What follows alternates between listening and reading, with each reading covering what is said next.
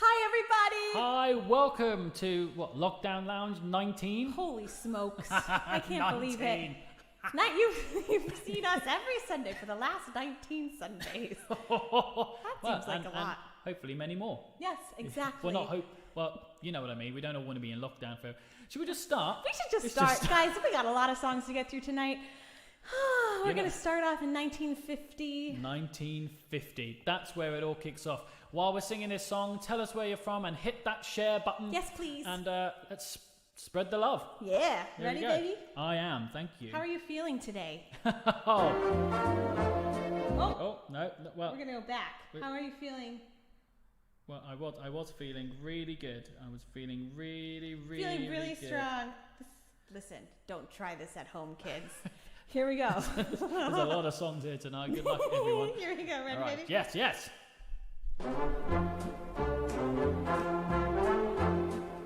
you know who wrote this? I hear singing and there's no one there. He was featured last time. I smell blossoms and the trees are bare.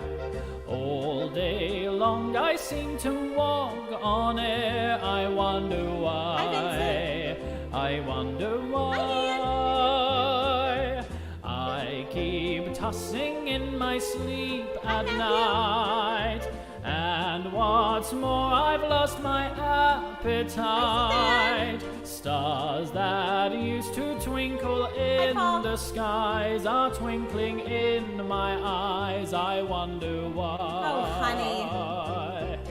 You don't need analyzing. It is not so surprising that you feel very strange but nice. Your heart goes pitter-patter. I know just what's the matter because I've been there once or twice. Put your head on my shoulder. You need someone who's older. I'll rub down with a velvet glove. There is nothing you can take to relieve that pleasant ache. You're not sick, you're just in love. You need analyzing, it is not so surprising. I smell blossoms and the trees are bare. Your heart goes pitter-patter. I know just what's the matter because I've been there once or twice. Put your head on my shoulder. Sleep Someone who's older. Rub down with my love. Stars that used to twinkle in the skies are twinkling in my eyes. I wonder why. Stars that used to twinkle in the skies are twinkling in my eyes. I wonder why. You're not sick, you're just in love. That explains it. With me. This is very much true. Well, Guys. we're in the 1950s, everyone. Oh, from Italy. Amazing. Yes, exactly. Merm. It was sung by Ethel Merman in the show Call Me Madam. Mm-hmm. And that song was written by Irving Berlin. Yes. The music and the lyrics. But it was not Irving Berlin's decision or idea to write that song. Oh, okay. Ethel Merman actually came to him in the out-of-town tryouts and said, listen, we need a show-stopping number in the second act. Why don't you give me a song with the kid? And so he wrote that, which also, if you guys are Irving Berlin fans, it's very similar to Old Fashioned Wedding from Annie Get Your Gun. Yes. Hi, Bill. Where they have the... Well, I kept you singing kept singing that. You I thought kept it going was into that. Yeah. Got an old-fashioned wedding. Yeah, I want to with a big church. So it's the same counterpoint type idea. Anyway, welcome to the 1950s. Please share this video if you haven't already. We are so happy. We have songs from every single year of this decade in store for you tonight. Yes. And like I said earlier, we've got a lot of music to get through. Yeah. And there's a lot of shows and a lot of songs that you probably won't hear tonight that we're either expecting or hoping to hear. there's just too many. Yeah. Too many. So we apologise if you don't hear something that you're expecting, but we hope you enjoy what you do get to listen to. Exactly. Now, the hard part is, for me, the 50s has one musical that shaped everything. What is that one for you? Guys and Dolls. Really? Yeah. Yeah. It is like, it's coined as the greatest book musical ever written. And so it's very weird that within the first year, we're just getting Guys and Dolls out of the way. But that's showbiz, kids. It's interesting because Oklahoma came, I think, what was it, 46? And that was like 45, 46. I can't remember. And that was the beginning, of the book musical. And then if you got our stay bill, you saw that we wrote, the years just continue, like they just kept taking it up a notch. So Guys and Dolls was a clear notch up. As far as the integration of song and story, basically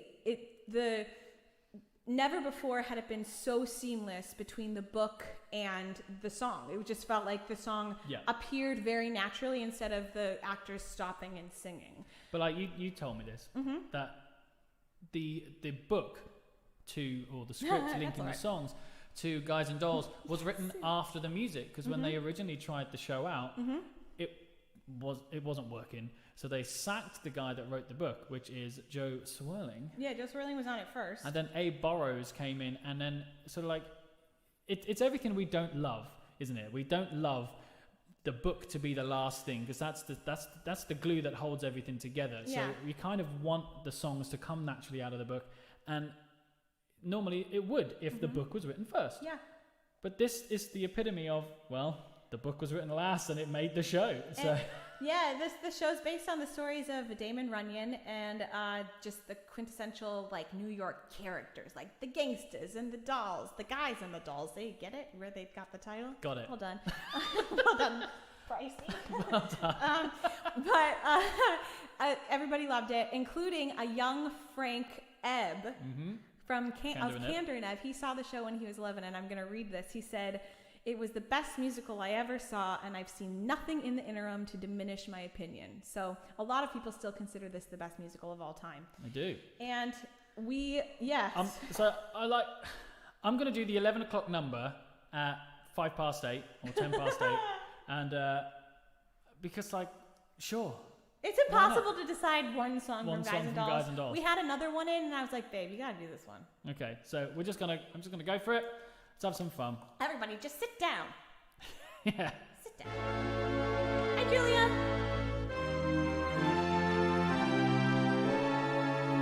I dreamed last night I got on the boat to heaven, and by some chance I had brought my dice along, and there I stood, and I hollered, "Someone save me!" But the passengers, they knew right from wrong.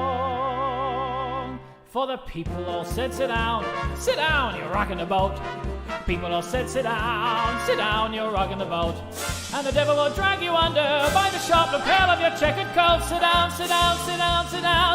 you're rocking the boat. I sailed away on that little boat to heaven, and by some chance found a bottle in my fist, and there I stood, nicely passing out the whiskey, but the passengers were bound to resist. For the people all said, beware, you're on the... Oh, damn. People all said, beware, you'll scuttle the ship. And the devil will drag you under by the fancy tie round your wicked throat. Sit down, you're rocking the boat. And as I laughed at those passengers to heaven, a great big wave came and washed me overboard. And as I sank and I hollered, "Someone save me!" that's the moment I woke up. Thank the Lord.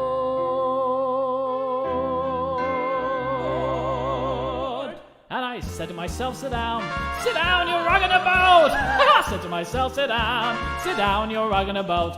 And the devil will drag you under with a soul so heavy you'll never float. Sit down, you're rocking a boat. Sit down, you're rocking, you're rocking the boat. Sit down, you're rocking, you're rocking the boat. Sit down, you're rocking the boat.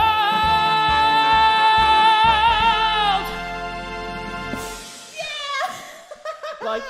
feel like it was the best track we could find, and it's probably the fastest track. It's a song that wants to breathe, and yet the irony is I could not breathe at all. Yeah, but it was great. But like, it's Sit Down, You're Rocking the Boat. Yeah. I was Nathan Detroit in junior high. That's amazing. That's it. Well, the funny story about Nathan Detroit, John, this has no reflection on you, but they wrote the role for the actor, the comedian Sam Levine, and he was so perfect for the role, they didn't care that he couldn't sing, which is why Nathan Detroit only has one song in the entire show, Sue Me. No, it has nothing to do with you, love. That's John Richardson, ladies and gentlemen. He's helping us out tonight. Thank you, John. Sue Me, and we watched a clip of it earlier today, and he literally cannot sing a single note in tune. It was terrible. It's hilarious. But that's great. But then when they did the film and they brought Frank Sinatra in, which, you would think he'd be more of a Sky Masterson rather than I guess Nathan he wasn't Detroit. big enough or something. Yeah. But they put in more songs for him. Exactly. Like what we watched him, he was actually in the Guys and Dolls number. They put him into usually that. it's only two people, and he was the third. And then that song Adelaide. Adelaide. Is that what it is? I don't know. Something like that. I've never played Nathan We've Detroit. both been in Guys and Dolls separately, obviously, not together. That would have been. He played Sky, I played Sarah. I got to be in Sit Down, You're Rocking the Boat. Okay, I was having a... Well, no, I guess Sky's in there as well. Yeah, Sky's in there. Yeah. Oh. Well, then I didn't know He's that. got to be, because they're all there putting their sins out. Or maybe he wasn't. No, he leaves before, I think. To go get... Anyway, if you guys know the answer to that, please let us know. We're going to move right along. I know I've done Sit Down, You're Rocking the Boat in some form. Well, moving on to Rodgers and Hammerstein. We're swiftly into 1951 now. And we know Rodgers and Hammerstein had a pretty good run in the 40s. They did all right. They kind of had a pretty good run. Well, they wrote quite a few shows in the 50s. I wouldn't say they were all as successful as the shows. A bit of a roller coaster. Hey, a bit of a roller coaster. Yeah. That was lovely. Thank you. So here we are. We're on to the King and I.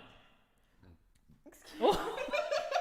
And that is my wife Very pregnant. belching I'm so sorry. on Anyway, live continue. Facebook. Continue. Moving on to the King and I. Sorry. Anyway. So here we are, a musical that was encouraged to be written by both Rodgers and Hammerstein's wives, who I thought was weird that they're both called Dorothy. They're both called Dorothy, but they didn't convince their husbands to write it. Actually, it was Gertrude Lawrence's agent, it was her attorney, that got the rights to this novel that had been based on a memoir of Anna. Okay. Lena Wins, I think is how you pronounce her last name. I'm not sure how to pronounce it, but Sure. She got the rights to this novel, and then she convinced Rodgers and Hammerstein to write it because she wanted there to be a star vehicle or a star show for Gertrude Lawrence. Was looking for her next project. Okay. Yeah. Now, Gertrude Lawrence couldn't sing that well. Like she could sing all right, but if anybody has ever listened to The King and I, you notice that her songs are of a very narrow range. Yeah. And the King doesn't really and the King sing doesn't anything. sing because Joel Brenner couldn't sing. So, Rodgers and Hammerstein wrote all of the beautiful soaring melodies for the secondary characters, which is interesting. Yeah. Yeah, and Gertrude Lawrence. This is another little tidbit. Sorry, I'm such a nerd. I've done a lot of research on this decade. I've had a very busy week, which is crazy in pandemic.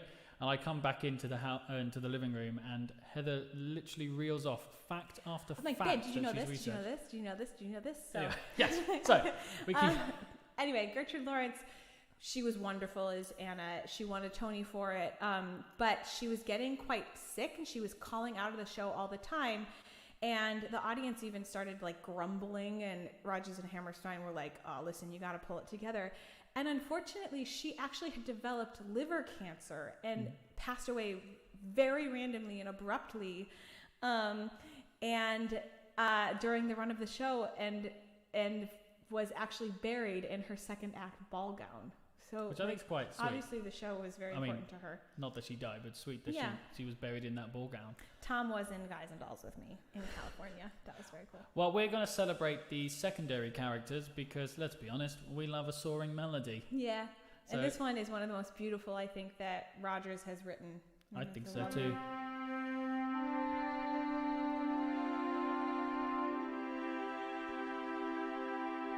I have dreamed that your arms are lovely, I have dreamed what a joy you'll be. I have dreamed every word you'll whisper when you're close to me.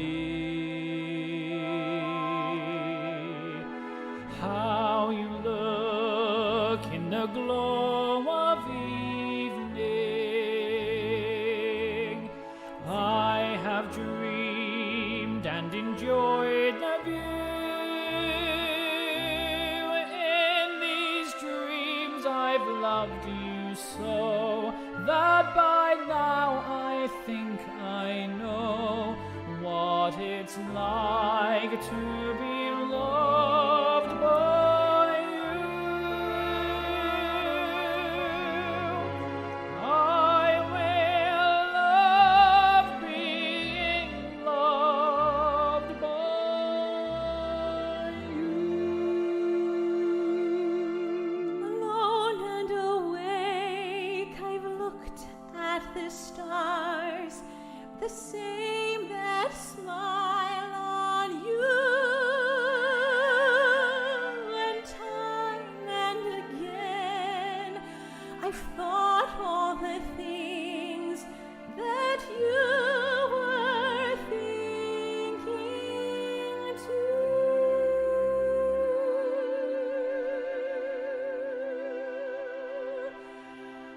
I have dreamed that your arms are lovely. I have dreamed what a joy you'll be. I have dreamed every word you'll whisper when you're close to me. How you look in the glow of evening. I have dreamed and enjoyed the view. In these dreams I've loved you so that by now I think I know what it's like to be loved by you. Loved by you. I will love being loved by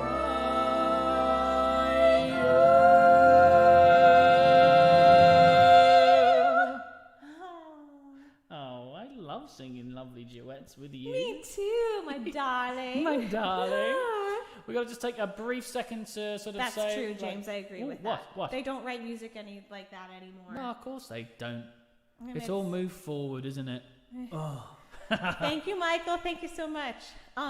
Yes, a little moment to say, we do these for free every week. There is no obligation to tip in any way, Thank you, but Sheila. if you would like to... It helps us out a lot. This has actually become like our job. This is now our job. Where we produce the show every single week. We start on Monday and then we perform it on Sunday. And all the graphics that you see, the set lists, the tracks, the learning the songs. Which I had to learn quite a few this week. I did not The know as many as research, the 50. we pay our producers, all of this. It takes time and money. So we really appreciate the tips and donations that have been given that Yes, help us thank keep you going. so far. Thank you. So we really appreciate that. The information is all along the bottom, but if at any point you want to just go crazy, please feel Thanks, free Frank. to use your camera phones and scan with your camera the QR code here. It will direct you to a website that you can just pay with Thanks. Apple Pay, Google Pay, or with credit card, debit card, whatever you wish is And easiest. there's no foreign transaction fees, which is also fantastic. There we go. Yeah. We are saving people money Mm-hmm. by accepting their money. Yeah. Right, so 1952! We're already to 1952. Who And knew? only 7 hours in. Oh. So here we go, 1952. There actually wasn't a lot that happened during this year. No. It was So it was a quiet year. Yeah, there was a show called Wish You Were Here, which was written by Harold Rome, which we'll sing one of his songs later on. But the show that was kind of the biggest one that had the most trivia, I guess, or interesting facts about it was called The New Faces of 1952. Mm-hmm. It was a review show which review shows had kind of gone out of style at this point. Review show means that there were little vignettes instead of a full book musical like we're used to seeing now. Yeah, and sometimes written by multiple different writers as well. Exactly. The songs, yeah. Nevertheless, this one was a hit, and it launched the careers of Mel Brooks, of all people, Sheldon Harnick, who went on to write with Jerry Bach later on. We'll do one of their songs later on at the end of the decade, and Eartha Kitt. So, like... And they actually, which I find bizarre, they filmed this and they turned it into a film. Yeah. Crazy. So, well, you're going to sing us a song from this. I'm going to sing. This is a new song to me, but I just think it's really, the lyrics great, and it's by the words and music are by Murray Grand and Elise Boyd. This is Guess Who I Saw Today.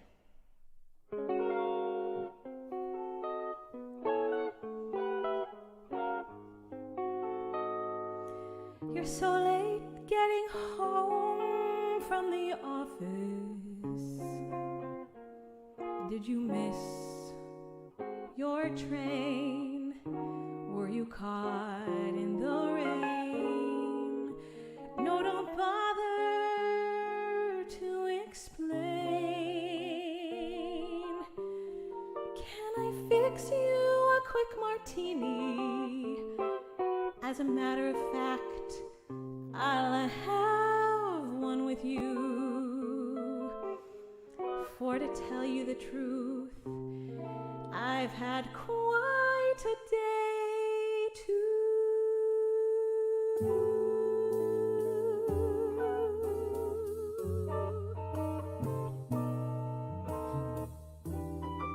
Guess who I saw today, my love? I went in town to shop around for something new, and thought I'd stop and have a bite when I was through. I looked around for some place near, and it occurred to me where I had parked the car. I'd seen a most attractive French cafe and bar. It really wasn't very far. The waiter showed me to a dark, secluded corner, and when my eyes became accustomed to the gloom, I saw two people at the bar who were so much in love that even I could spot it clear across the room.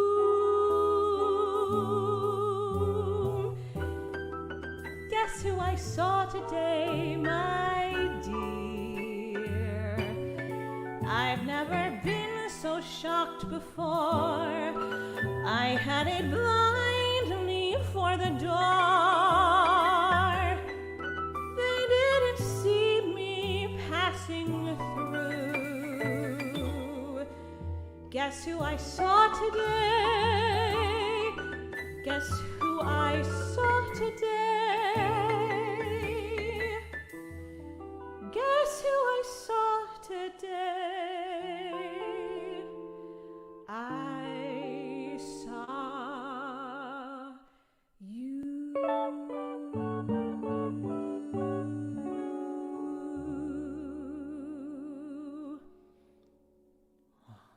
Gotcha. Such a beautifully written lyric of storytelling. Like you don't hear that sort of stuff in this period as well. Like it was really, really cool. Yeah, it's a really cool song, and yeah, I'm happy to have discovered it. No, brilliant. Yeah. And like that jazz arrangement of it. Yes, as well. I can't remember whose it was. Dinah Washington, maybe, or. But it's not normally that. No, there's a stuff, standard classic musical theater version of it, It's but more I think heartbreaking this is cool. as a jazz thing, isn't it? Like, ooh. Yeah.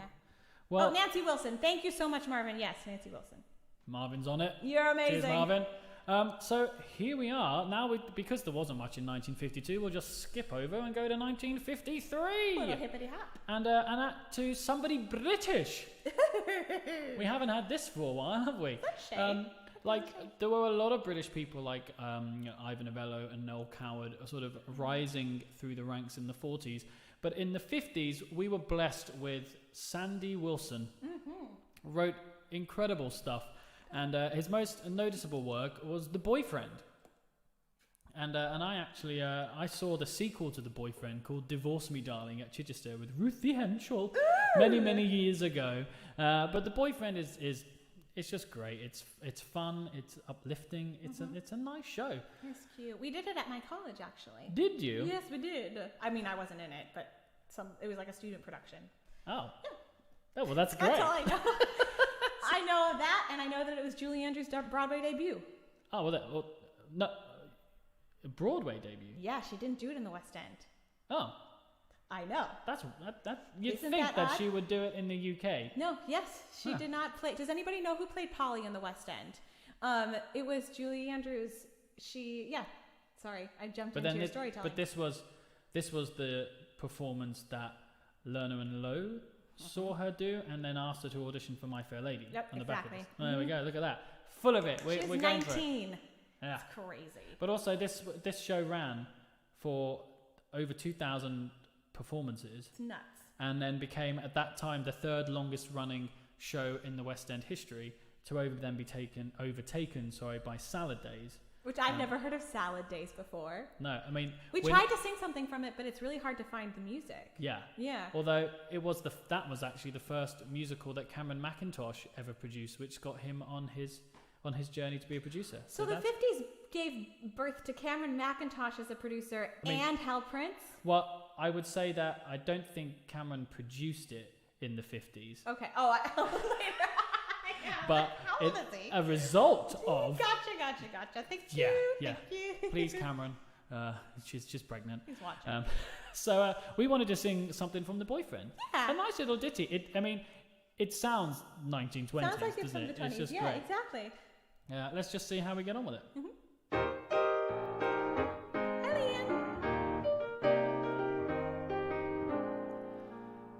I don't claim that I am psychic, but one look at you and I kick away every scruple I learned as a pupil in school, my dear. I'm not one to make predictions, but I've thrown out all restrictions and don't mind confessing, I think it's a blessing that you are here. Though I prepare to find I'm wrong, I've got a funny feeling we belong together. I could be happy with you if you could be happy with me.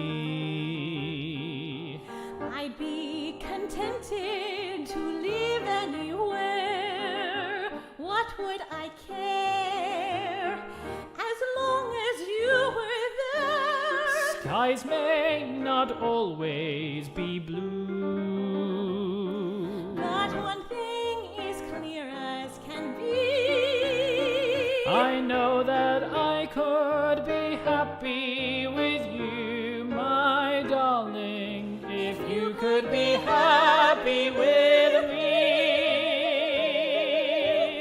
Skies may not always be blue, but one thing is clear as can be. I know that I could be happy with you, my darling, If you could be happy with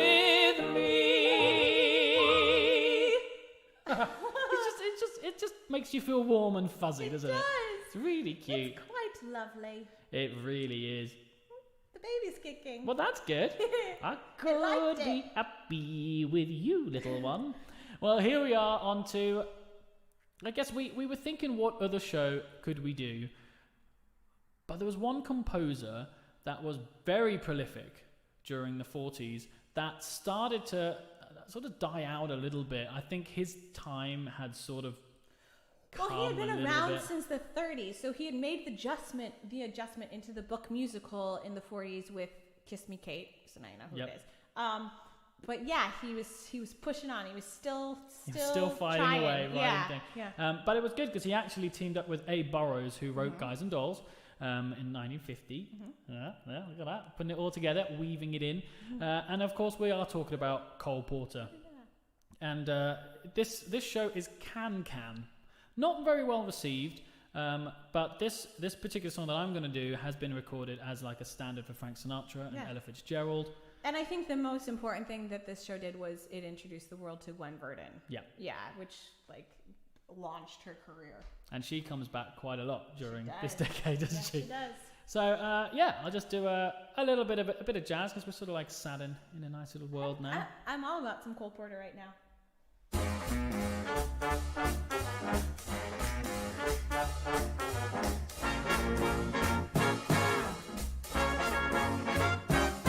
It's the wrong time and the wrong place. Though your face is charming, it's the wrong face. It's not her face, but such a charming face that it's all right with me. It's the wrong song in the wrong style. Though your smile is lovely, it's the wrong smile. It's not her smile, but such a lovely smile that it's all right with me. You can't know how happy I am that we met. I'm strangely attracted to you. There's someone I'm trying so hard to forget. Don't you want to forget someone too? It's the wrong game with the wrong chips. Though your lips are tempting, they're the wrong lips. They're not her lips, but they're such tempting lips that if some night you're free, dear, it's alright. It's alright with me.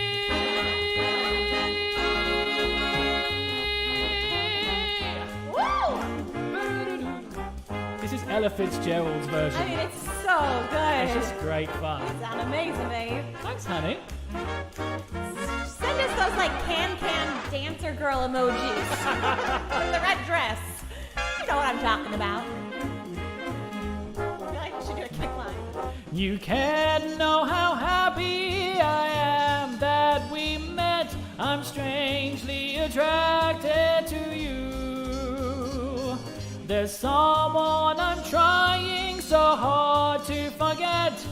Don't you want to forget someone too? Oh, it's the wrong game with the wrong chips.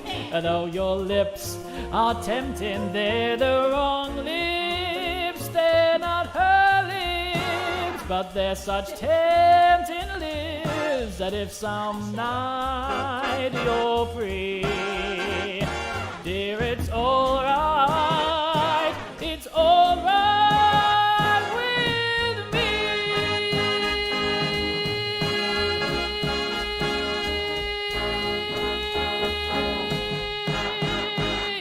Yes! Cool. It's just great. tune, right? It's just cool. That was so good. And it's a simple melody, but there's some nice Cole Porter chromatics going on in there in the way that he wrote his melodies, and it's just great. Oh my gosh, that was so lovely. Thank you for all of those dancing emojis. Thank you. Hello, Ronald. Thank you for joining us. Yes. Hello. So, 1954. Hi, Jonathan. 1954. Yay, Chicago. We're actually doing quite well. Like, I thought it'd be a lot. We got a lot in the second half of the decade, babe. Yes, we've got. There's a lot in the latter part of the 50s. So 1954, and I don't really know why we chose this, but I just thought we liked the title. Yeah. So the show, not of the show, of the song. The show is called Fanny, and it was the music and lyrics. I can't say it without giggling. It means something different in the UK than it does in the United States. Music and lyrics by Harold Rome, who, like we said, wrote "Wish You Were Here" the year prior, and it was a huge hit. Like when people talk about 1954, they're like, "Oh yeah, that was a stacked year. It had all these things and Fanny in it as well." Stop it! Stop it! You're an adult, and also, this song is about being a parent, which we're about to be. Poor world, eh? Poor world. And yes, this song is called "Be Kind to Your Parents," and we really enjoyed the lyric. Something that's important for everybody to remember. Yeah. So I hope you're listening, Little Bean. Little Bean? It's a blooming asparagus, right? Not asparagus. It's not. Oh dear. Oh, I've lost it. Mid-50s. I'm going crazy. Here's a piece of good advice. Think it over once or twice. Be kind to your parents, though they don't deserve it. Remember they're grown-ups, a difficult stage of life. They're apt to be nervous and overexcited, confused from their daily storm and strife. Just keep in mind, though it sounds odd, I know, most parents once were children long ago. Incredible! So treat them with patience and sweet understanding, in spite of the foolish things they do. Someday you may wake up and find you're a parent too. Be kind to your parents, though they don't deserve it. Remember they're grown-ups, a difficult stage of life. They're apt to be nervous and overexcited, confused from the daily storm and strife. Just keep in mind, though it seems odd, I know, most parents once were children long ago. Incredible! So treat them with patience and sweet understanding, in spite of the foolish things they do. Someday you may wake up and find you're a parent too. It's just a cute little song. It is a cute little song. But now it's keeping in the world of, I guess, not children's musicals, but like parenting and caring for kids and imagination. My favorite sort of story as a kid has always been Peter Pan. Yeah. I just love it. Like, great. even when we were researching this, we were watching like the Kathy Rigby version and even some of the original version with Mary Martin in it. Mm-hmm. And like the magic of watching people fly and believing that you can fly. And we actually had a conversation about what if your nephew, or I guess our nephew, yeah.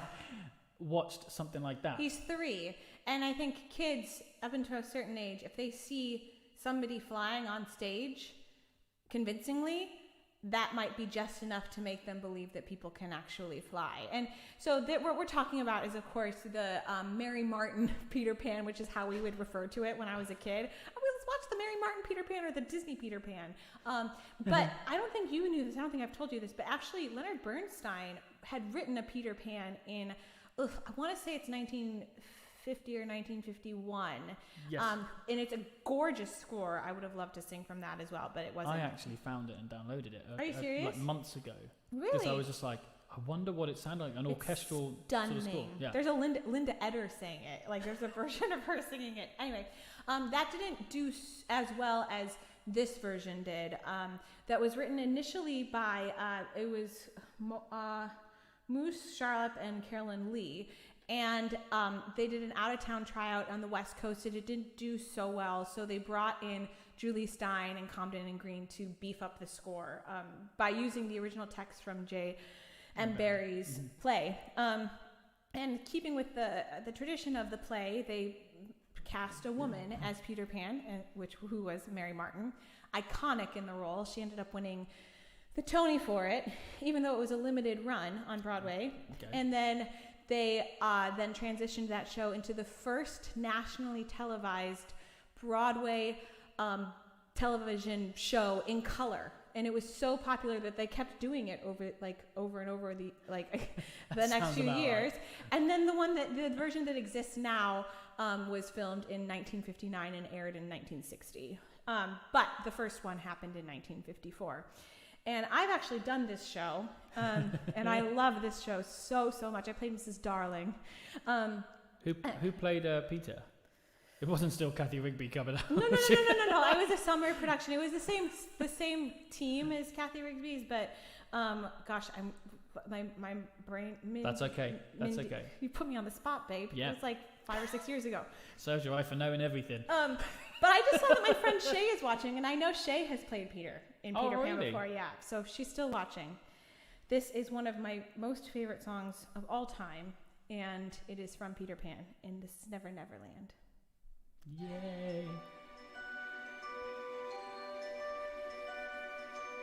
It's the part where Wendy's like, "How do you get to Neverland?" He's like, "Well, you have to fly." Fly? Are they all Cockney? Leave me alone.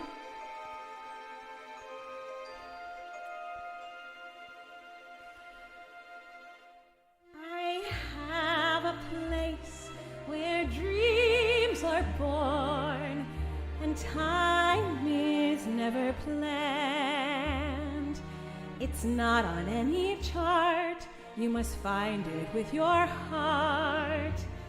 Never, Neverland. It might be miles beyond the moon or right there where you stand.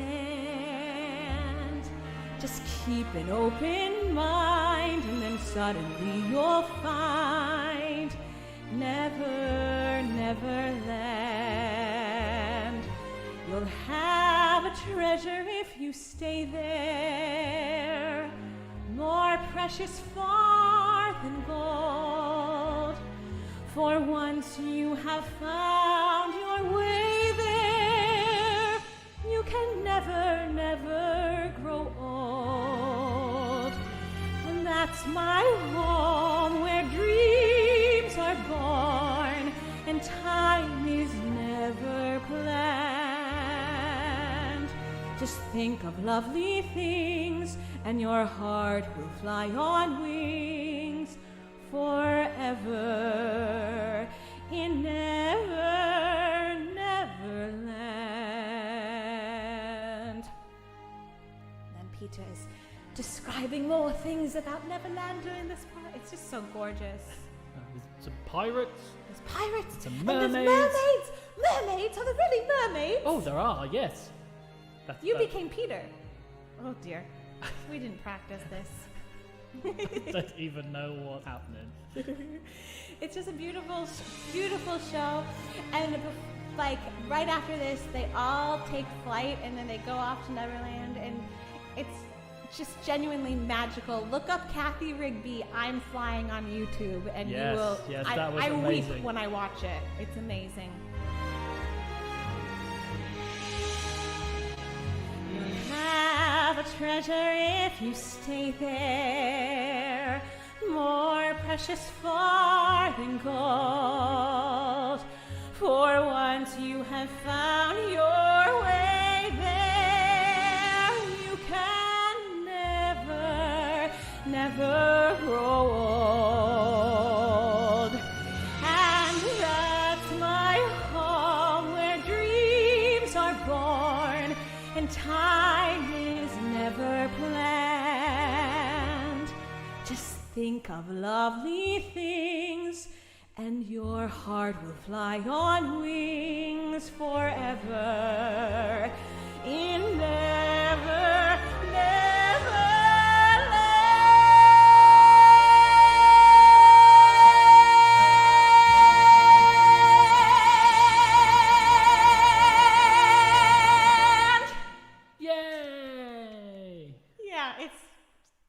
need to sing that to our baby. Okay. Maybe not the full orchestral version and not a big belty bit at the end, but maybe find a lullaby version. It's really, really cute.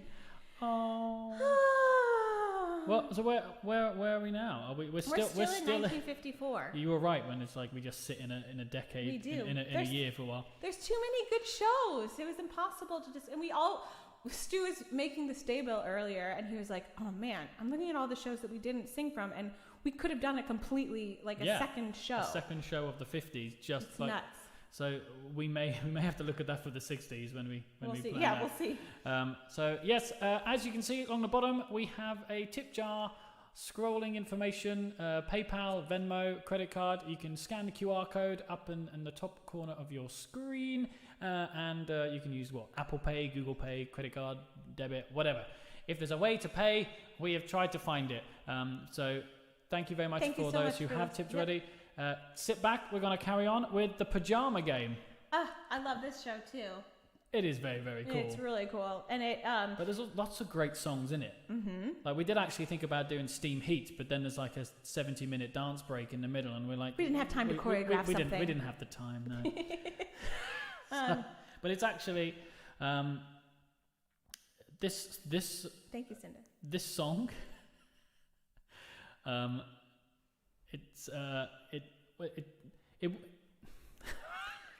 my mind's... I'm trying to find a way to word it. Describe it.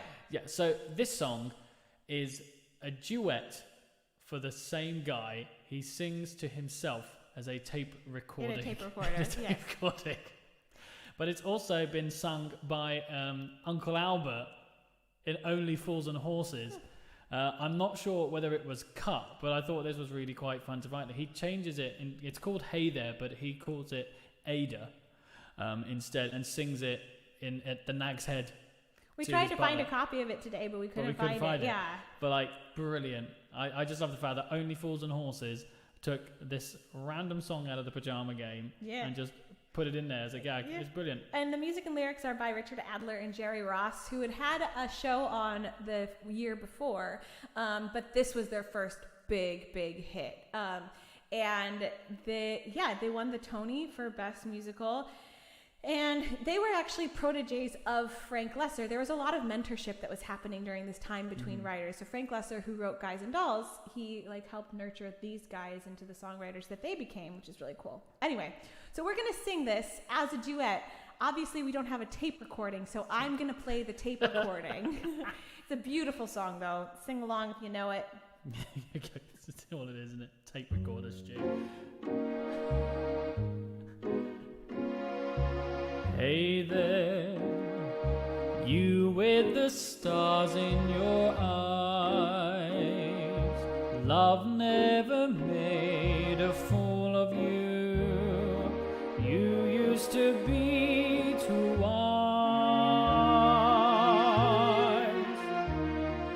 Hey there, you on that high-flying cloud.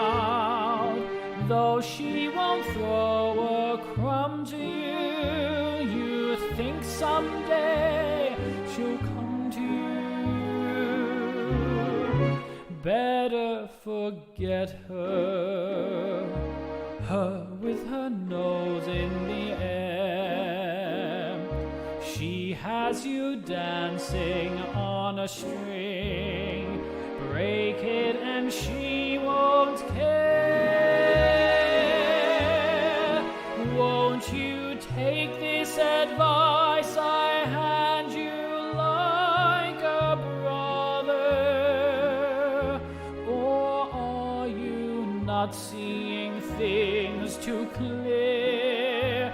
Are you just too far gone to hear? Is it all going in one ear and out the other? Tape recorder. Here. Hey there, you with the stars in your eyes. Love never made a fool of you. Not until now. You used to be so wise. Yes. was once. Hey there, I hear you. you are that high-flying cloud, though she will throw a crumb at you. Don't rub it You'll in. think someday she'll come to you. Ah, shut up. Better forget her. Forget her. Her with her nose in the air. Her with her nose in the She air. has you dancing on a string. A puppet on a string. Break it and she won't care. She won't care for me. Won't you take this advice? I had you like a brother. Or am I not seeing things too clear? Are you too much in love to care? Is it all going in one ear and out the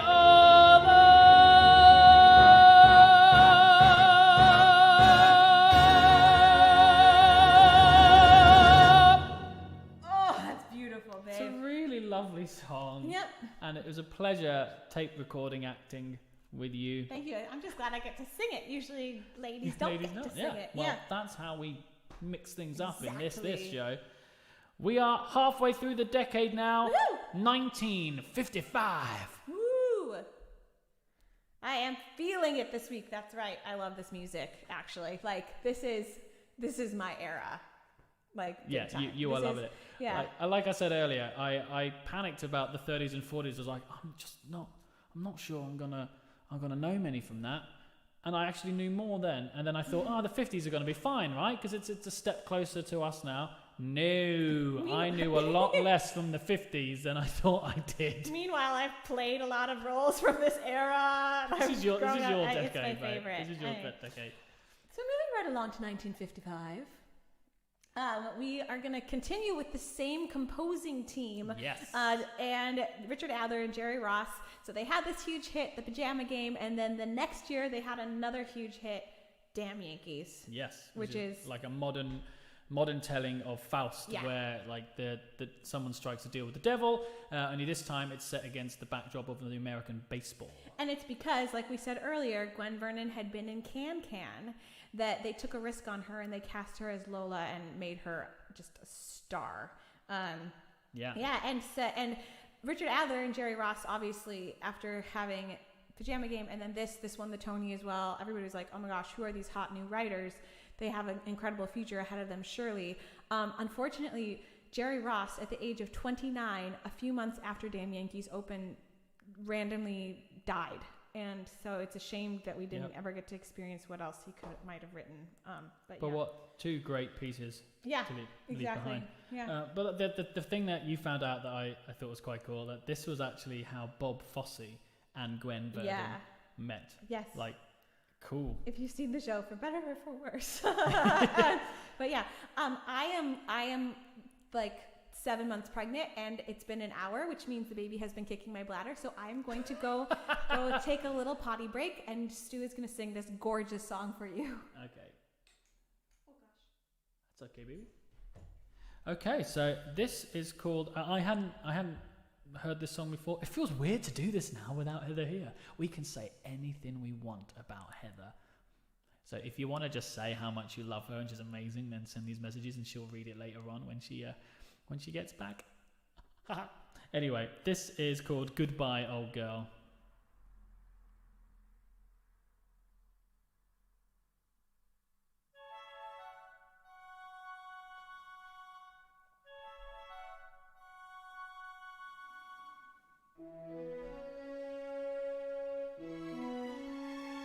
Goodbye, old girl, my old girl. When you awaken, I'll be gone. Can't tell you where I go. It isn't fair, I know, but trust in me and carry on.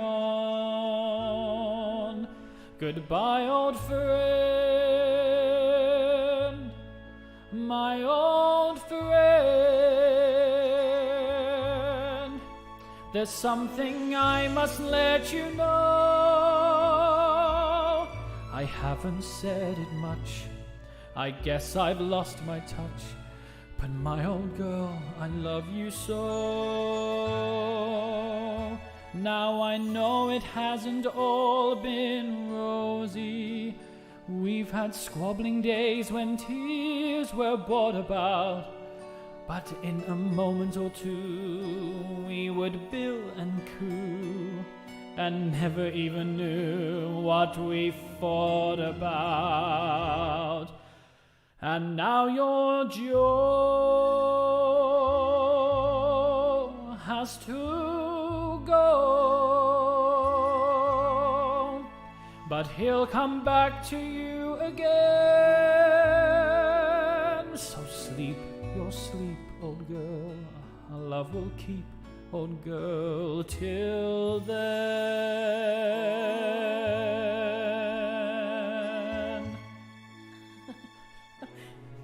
It's my pleasure, Cinda. I told everybody to send you lots of nice messages of love while you were away.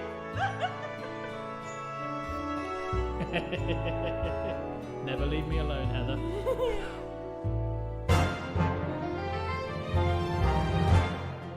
And now your Joe has to go, but he'll come back to you again.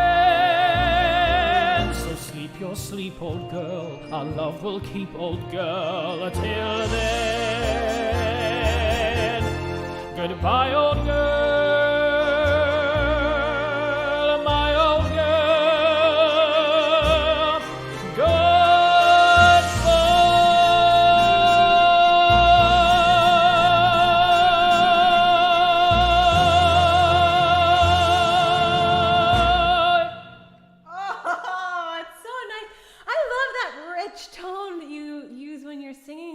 It's so It's nice. a very different kind of Yeah. thing for me to be accessing, but like Gorgeous, honey. It's thank you, my love. Yeah. I just like for considering I didn't really know Damn Yankees. This was just such a beautiful song. I'd love to know more about the show. I'd love to look deeper into the context of where it comes and hopefully, because we don't do the show over here. I sort of said this the other day, didn't I? It's like we don't do Damn Yankees because the baseball culture hasn't really landed here in the same way that it obviously is in the States. But like the NFL and American football has landed here and we love it. But yeah, there's just baseball hasn't. But did I explain to you what was happening during this song? Oh no! So it's after Joe makes a deal with the devil to be young and go back and play for the Yankees, I think, or no, play for the Red Sox, I think. Damn Yankees, because they don't like the Yankees. Yeah.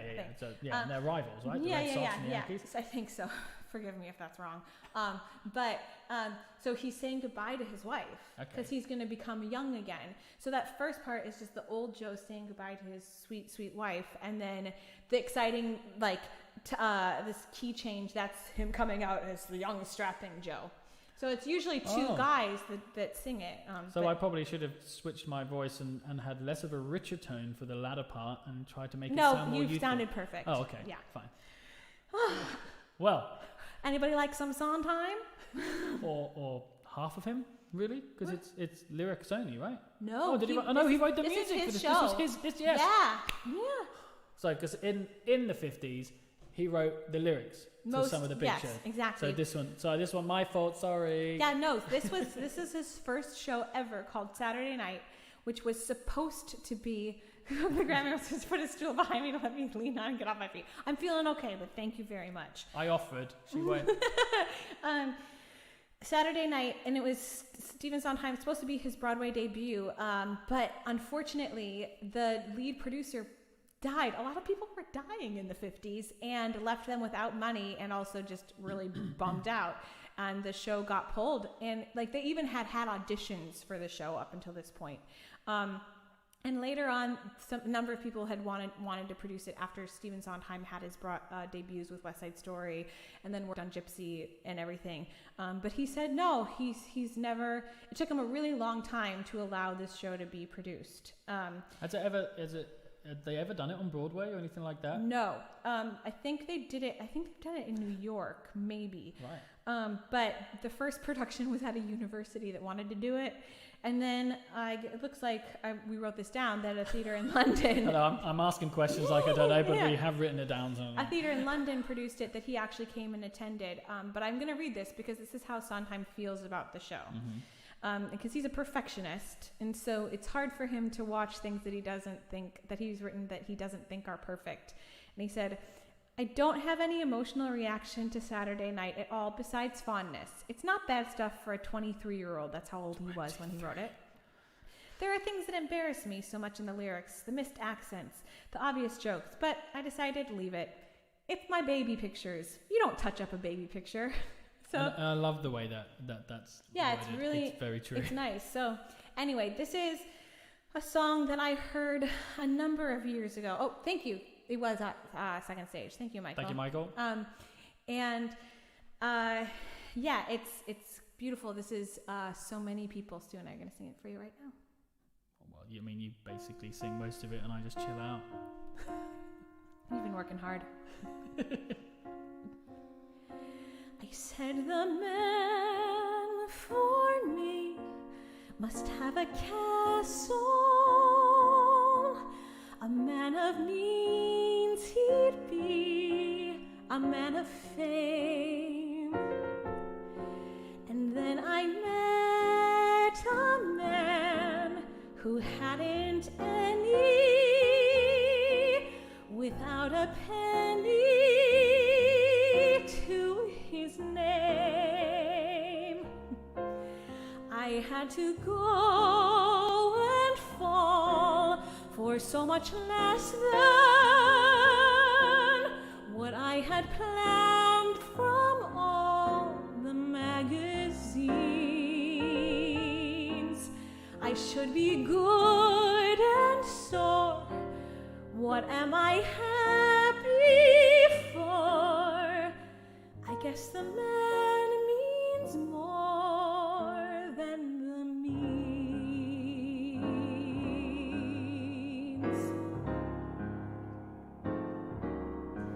So many people in the world, and what can they do? They'll never know love like my love for you. So many people laugh at what they don't know. Well, that's their concern. If just a few, say 500,000 or so, could see us, they'd learn. So many people in the world don't know what they've missed. They'd never believe such joy could exist.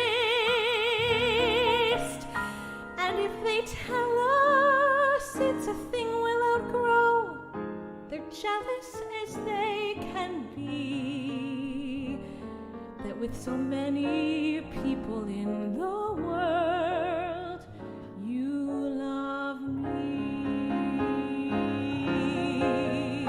So many people in the world don't know what they've missed. They never believe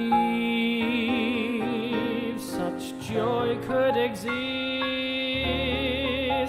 And if they tell us it's a thing we'll outgrow, they'll jealous as they can be, that with so many people in the world, you love me.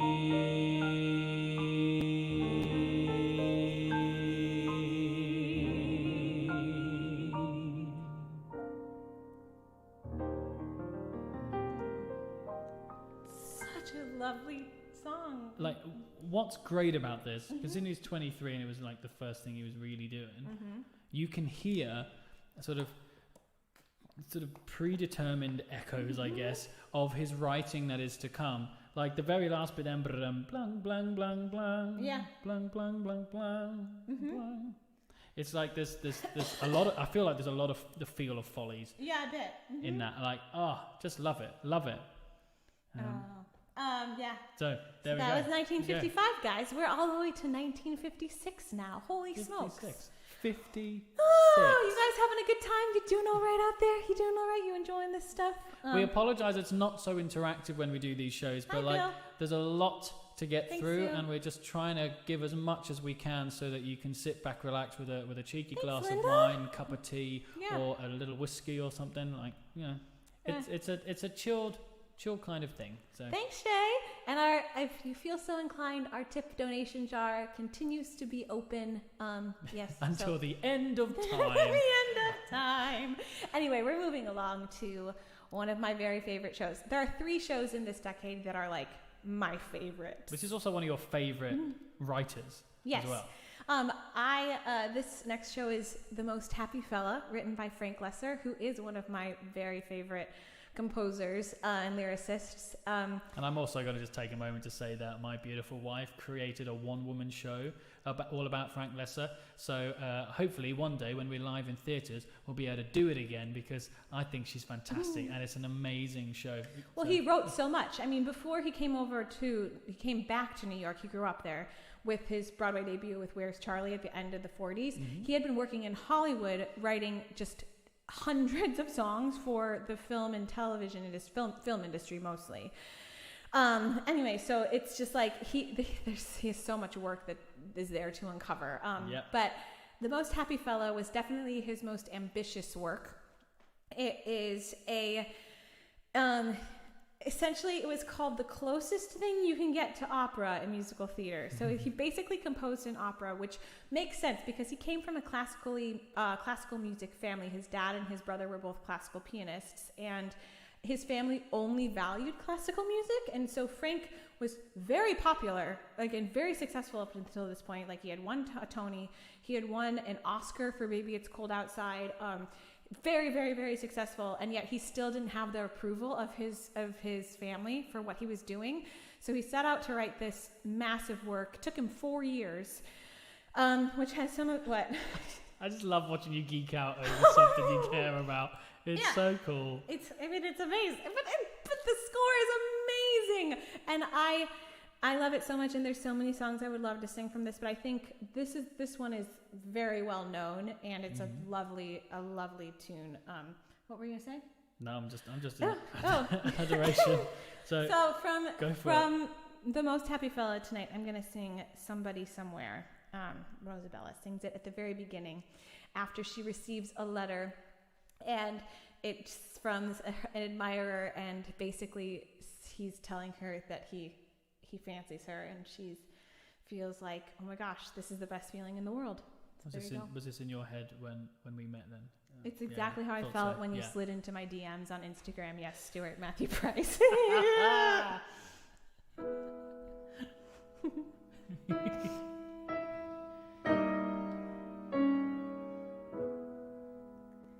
Wanting to be wanted, needing to be needed. That's what it is. That's what it is. Now I'm lucky that somebody somewhere wants me and needs me. That's very wonderful to know. Somebody lonely wants me to care, wants me of all people to notice him there. Well,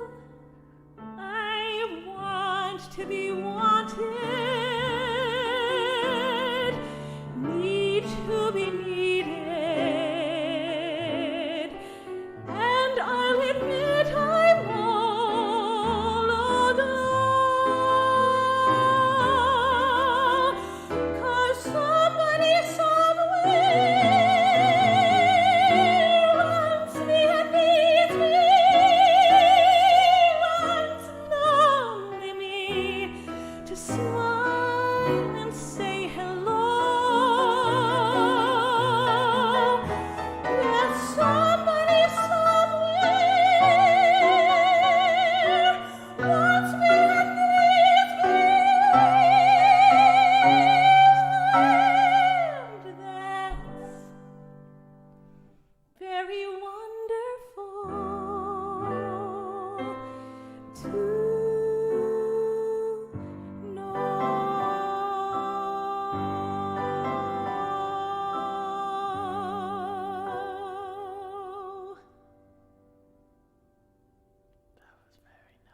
It's a beautiful song, beautiful lyric, and in my show I pair it with "I'll Know" from Guys and Dolls. Amazing. Yeah. Well, what's great, like, it just, when you think about that, it's what I love about musical theatre, but that split second when you learn something and we react in a second, and we can't necessarily express how we genuinely feel in that moment. We either, because like for whatever, we're conditioned not to burst into song in real life.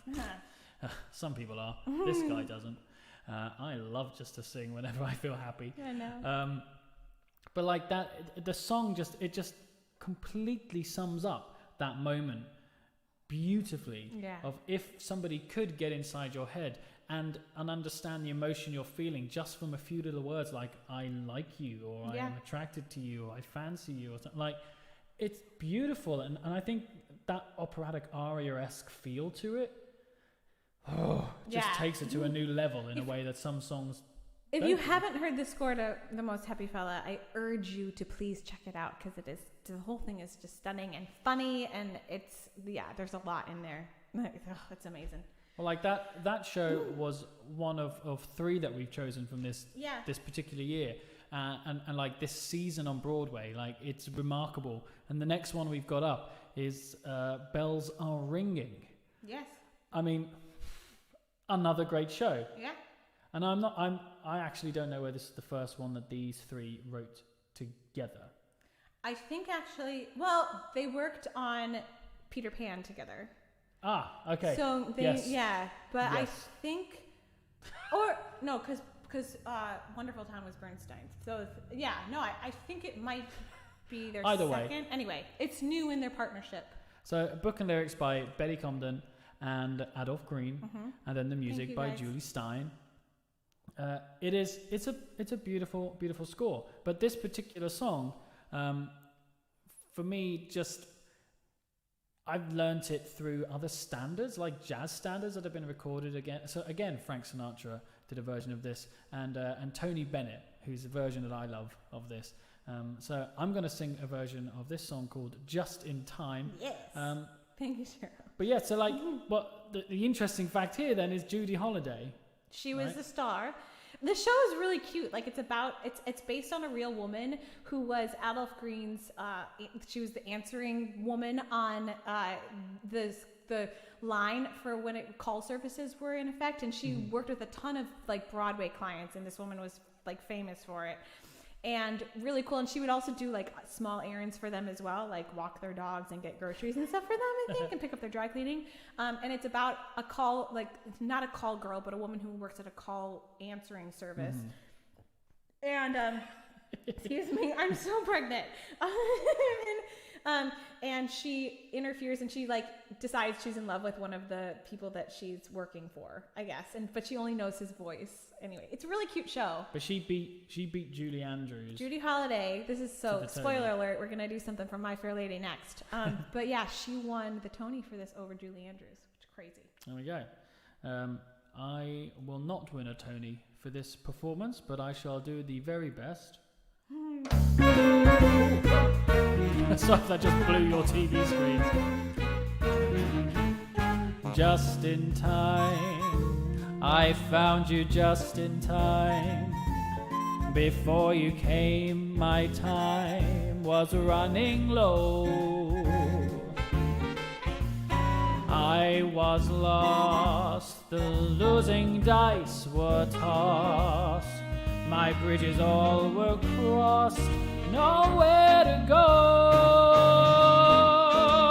And now you're here, and now I know just where I'm going. No more doubt or fear, I found my way. For love came just in time. You found us just in time, and changed our lonely life that lovely day. Yeah.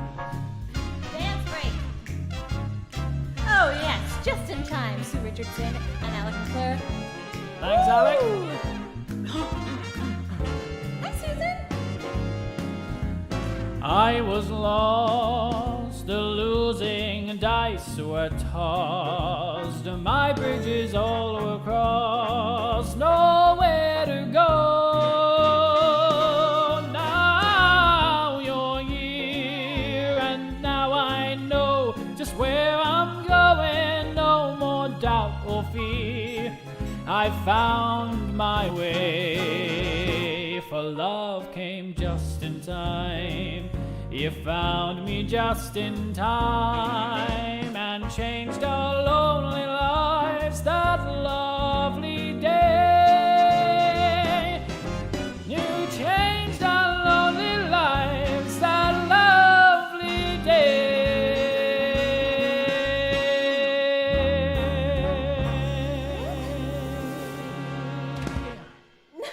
Nice, I love that. I genuinely want to do a jazz album one day.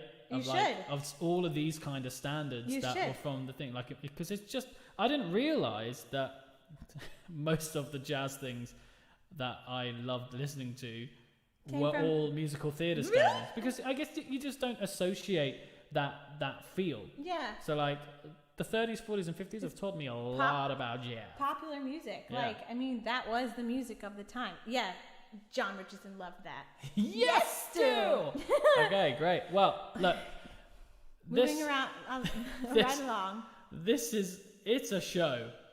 Like, My Fair Lady. incredible show. It is my top 3 for sure. And like, also one of the hardest shows to get the rights to do a production of. Really? Like, Cameron McIntosh holds on to them now, and like, it's impossible to do a show. How much do we just want to do another performance? I love show of My Fair love Lady? My Fair Lady. And it has obviously a ton of trivia and a lot of history behind it.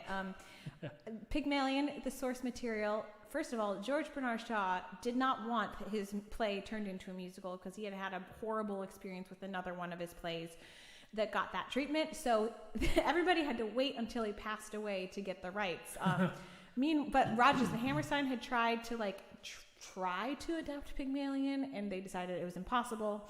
And essentially, Lerner and Lowe decided, well, we'll take a crack at it. And they tried. They left it for a bit to go work on other things, and then they came back to it after they knew that they could potentially get the rights. And they started working on this show without the rights. Which is not an you don't advisable usually do thing. that. but- Yeah. And they basically were like, well, you know what? If we just start working on it, by the time I can't remember, I think it was a film company that had them after Shaw passed away. Okay. But by the time they're ready to give them to somebody to sell them, we'll be so far ahead that they'll have to give them to us. What a It gamble worked. paid off. It worked. But yeah, I mean, this show is, it's different because there's not an obvious love story. There aren't secondary characters. There didn't seem like there was room for an ensemble. They figured out how to get one in. But they did it, and they made this masterpiece, which is now just one of the most beloved musicals of all time. And did you know that the title actually comes from the last line of London Bridge is falling down, falling down, falling down, London Bridge is falling down, My Fair Lady. There's I think definitely in the recent Drury Lane production that happened 15, 16, 17 years ago, whatever it was. There was in the good orchestration, and it might be to get me to the church on time. They go bam ba da ba ba ba ba bam bam bam bam. Oh, cool. As part of it. So I wonder if that is in the original orchestration, or they put it in as a nod there. But if so, that's cool. So that makes perfect sense. Yeah. Because I always sung that in my head anyway. Yeah, it's brilliant. So anyway, Julie Andrews became famous for her role as Eliza Doolittle, and she was 20 years old when she played the part. Rex Harrison played Professor Higgins, actually after Noel Coward turned it down and said, actually, you should cast my friend Rex Harrison instead. So I'm sure he's thrilled with Noel. that. So yeah, this is one of Eliza's show-stopping numbers. Okay. And Stu, I told him right before we went on, we haven't practiced this, but Stu will be playing the role of Mrs. Pierce. Oh, indubitably. Good luck, honey. That bed, I couldn't couldn't go to bed. My head's too light to try to set it down. Sleep, sleep, I couldn't sleep tonight, not for all the jewels in the crown. I could have danced all night, I could have danced all night, and still have begged for more. I could have spread my wings and done 1,000 things I've never done before. I'll never know what made it so exciting. All at once my heart took flight. I only know when he began to dance with me, I could have danced as him all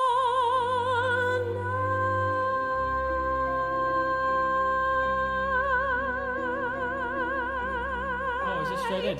She ought to be in bed. Dance all night. You must be dead. I could have danced Your face is drawn. all night. Your eyes are red. And still Now say goodnight. have Please turn out the light. begged for Please, it's really time for you to more. be in bed. I could have spread Do come along. my Do as you wings told. and done 1,000 Oh, Mrs. Pierce is at the things scold.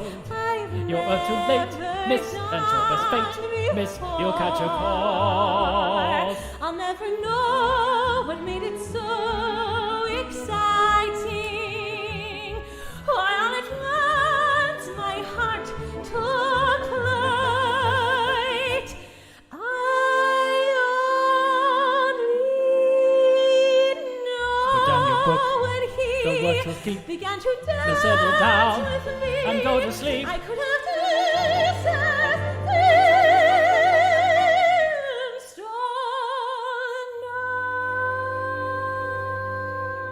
I understand, dear. It's all been grand, dear. But now it's time to sleep. Covers are pulled over my head. Sleep, Just wait. sleep. She's laying down, the covers are pulled over her head.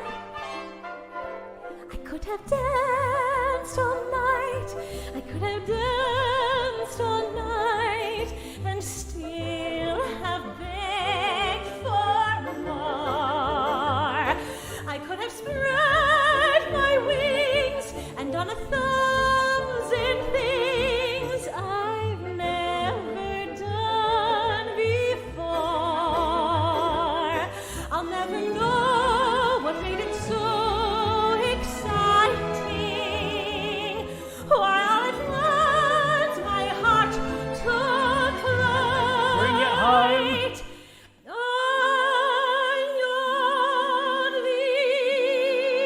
only know when he began to dance with me, I could have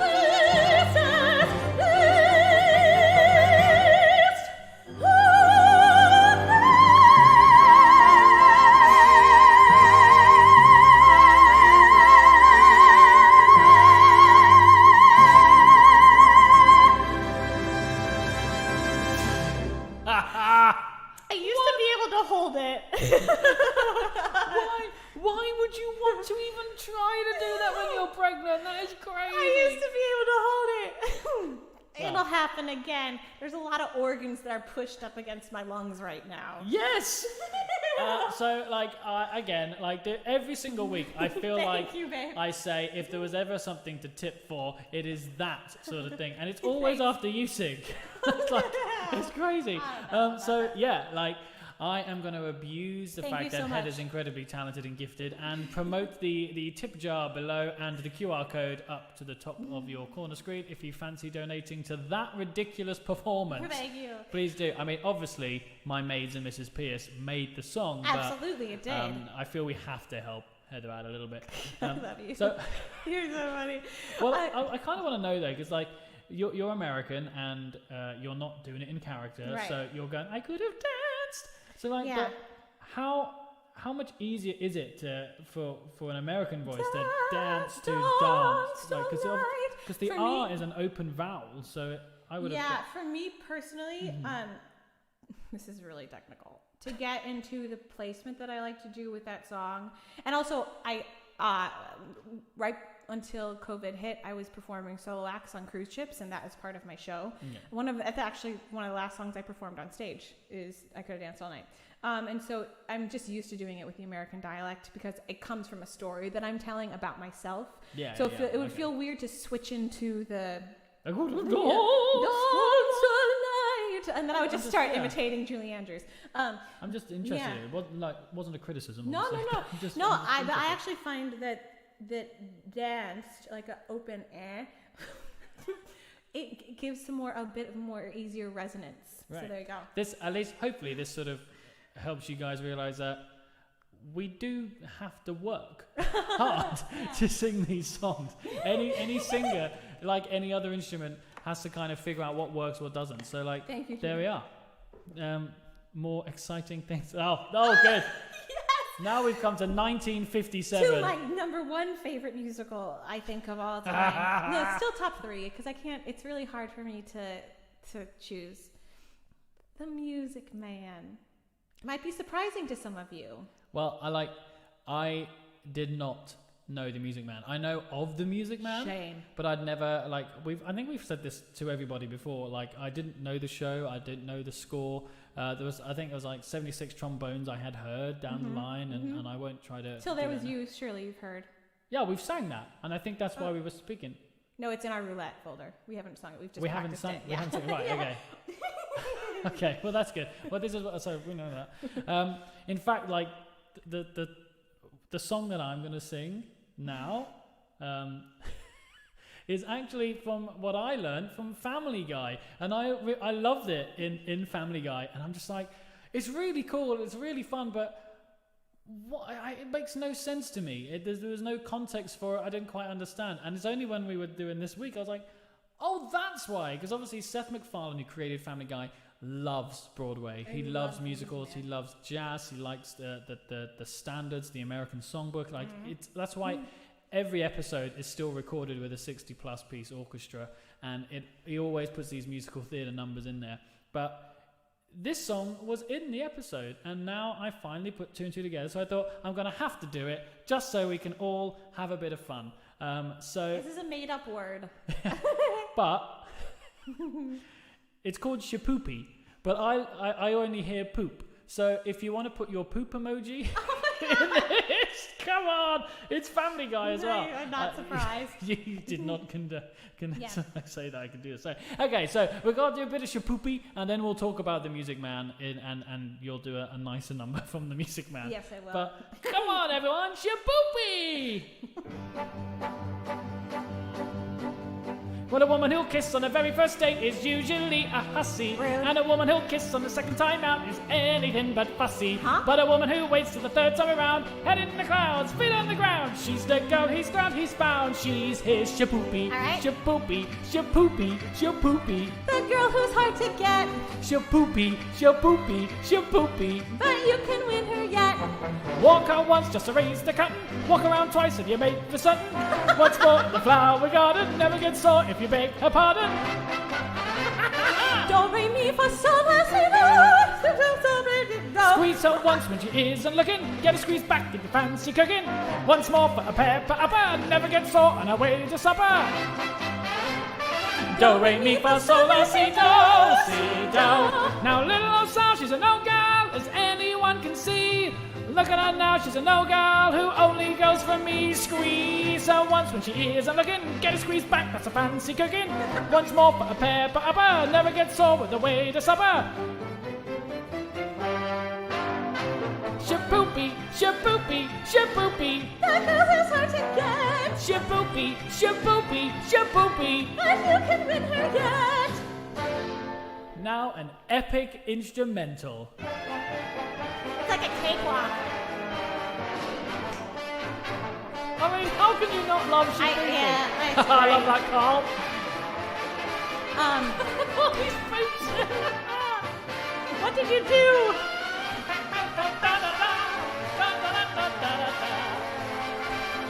Patricia.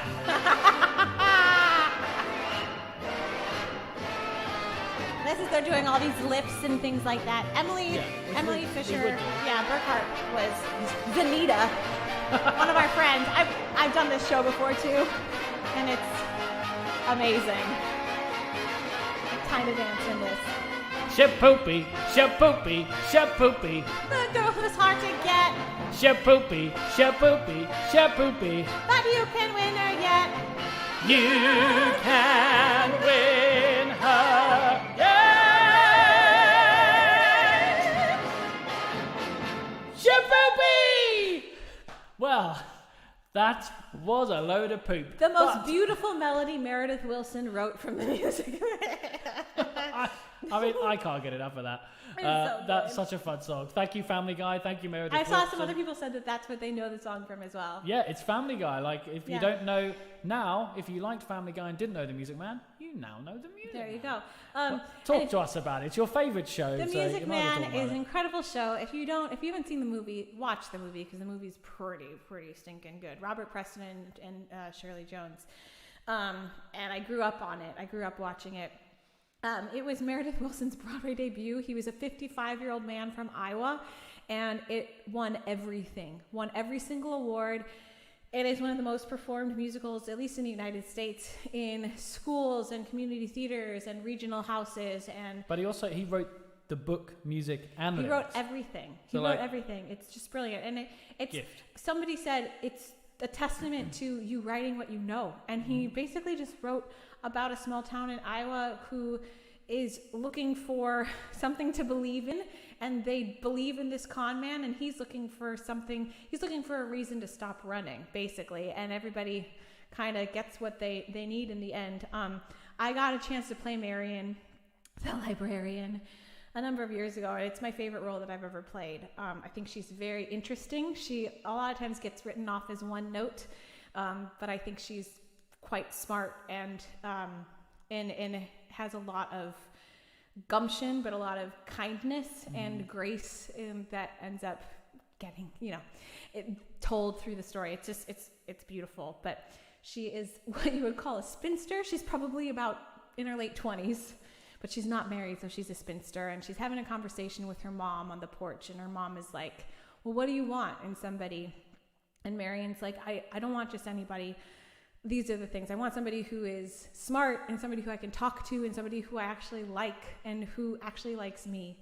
And this is the song she sings about that. I'm excited.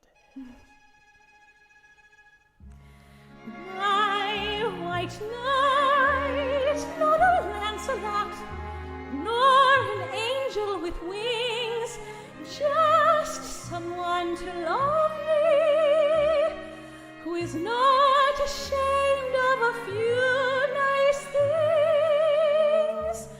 My white knight, what my heart would say if it only knew how. Please, dear Venus, show me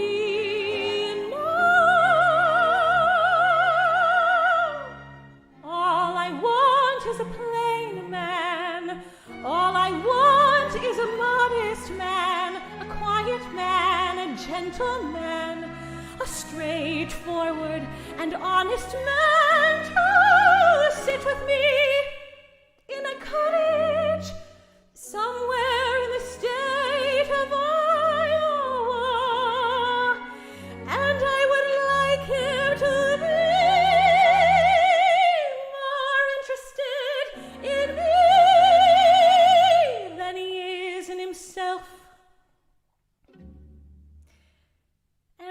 interested in us than in me.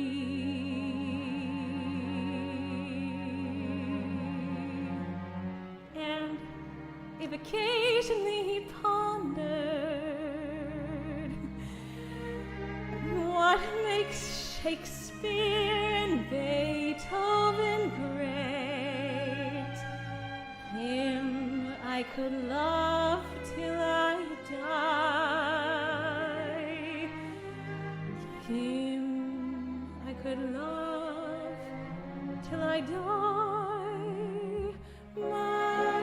white knight, not a Lancelot, nor an angel with wings, just someone to love me, who is not ashamed of a few nice things.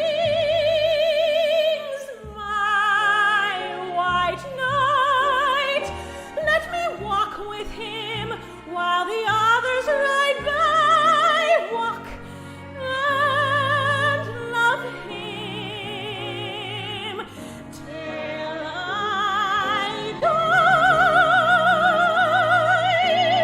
Till I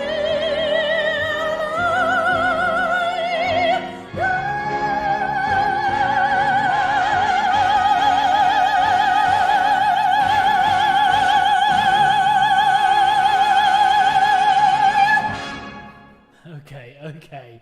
All right.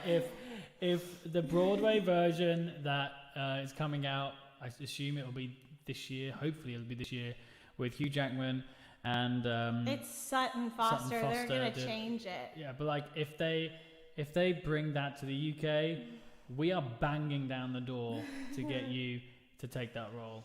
Like. Yeah, I'm worried about it because I feel like they're gonna adjust it for Sutton. I feel like they're gonna lower a lot of things, and they're gonna. I mean, she'll act. Time will turn. Yeah. Anyway, it is just one of my very favorite. It was beautiful. I hope that I get a chance to play Marion again in the future because I love her very much. But like, how different Shapoopy was Yeah. to that song, you know? Yeah. Like, but there was a lyric in it that I loved, like, and I would like him to be more interested in me than he is in himself, and more interested in us than me. Like, it's just. Isn't that beautiful? And I also, and I also love My White Knight. Let me walk with him while the others ride by. Like, whatever. Like, let me be with him. Like, I want to be in alignment. I want that as my relationship. Anyway. It's just beautiful. Well, from one beautiful score to another. I mean, it's that time, isn't it? It's West Side Story time. That's not the right interval. Sorry, yeah, we're not going to do the entire orchestration. No. So here we are then. West Side Story, book by Arthur Lawrence, music by Leonard Bernstein, and then Stephen Sondheim with his lyrics. Yeah. I mean, and directed and choreographed by Jerome Robbins, who brought the project to them in the first place. But it took him a while, though, to get it off the ground. Yeah, he brought it to them. Bernstein, Lawrence, and Robbins started working on it. Then they all got distracted, and then they returned to the project, and that's when Stephen Sondheim got brought in. Because Bernstein was writing Candide at the same time. So anyway. So I think it's interesting. Which there was a fact that's in your stable, that Officer Krupke, the melody from that was actually written for Candide and then was never used. So then Bernstein moved it into this. Yeah. And then obviously Sondheim made Officer Krupke what Officer Krupke was. The fact that the Music Man won everything besides choreography. Yeah. Yeah. Which, I mean, how could anyone beat Jerome Robbins? But honestly, I think the reason is because the climate in the country wanted the Music Man. West Side Story was pushing a lot of boundaries. So it was appreciated for that, but it still made people nervous. But also the gang culture references in New York. Yeah, it was very present, gang warfare. So you are going to sing one of the most beautiful songs from the show for us, and I'm very happy about that. Yeah, why not? I have to have another potty. Yeah. I'm sorry. It's embarrassing. Well, I was going to change the title of this song, but I'll just keep it to the original now then. So for all you romantics out there, this is Maria.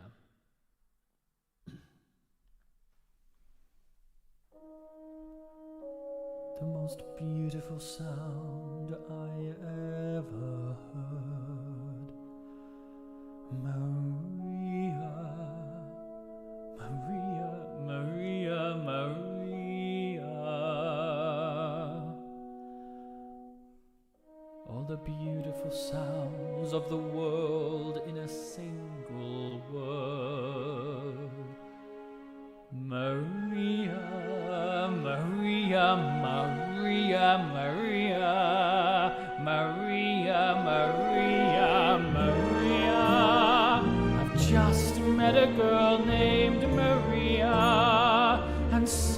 that name will never be the same to me.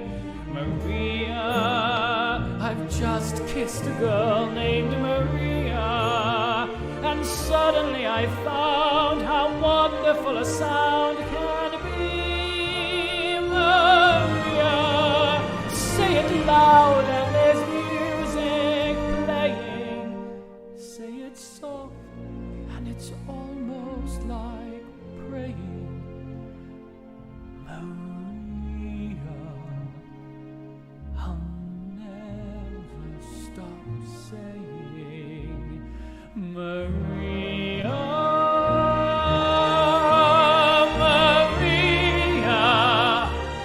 Maria, Maria, Maria,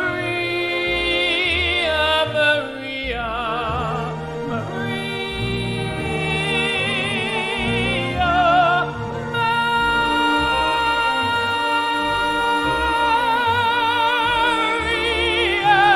Maria, say it loud and there's music playing. Say it soft and it's almost like praying. Maria, I'll never stop saying Maria.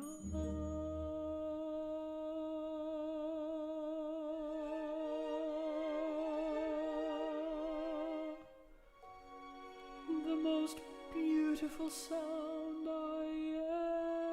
ever heard.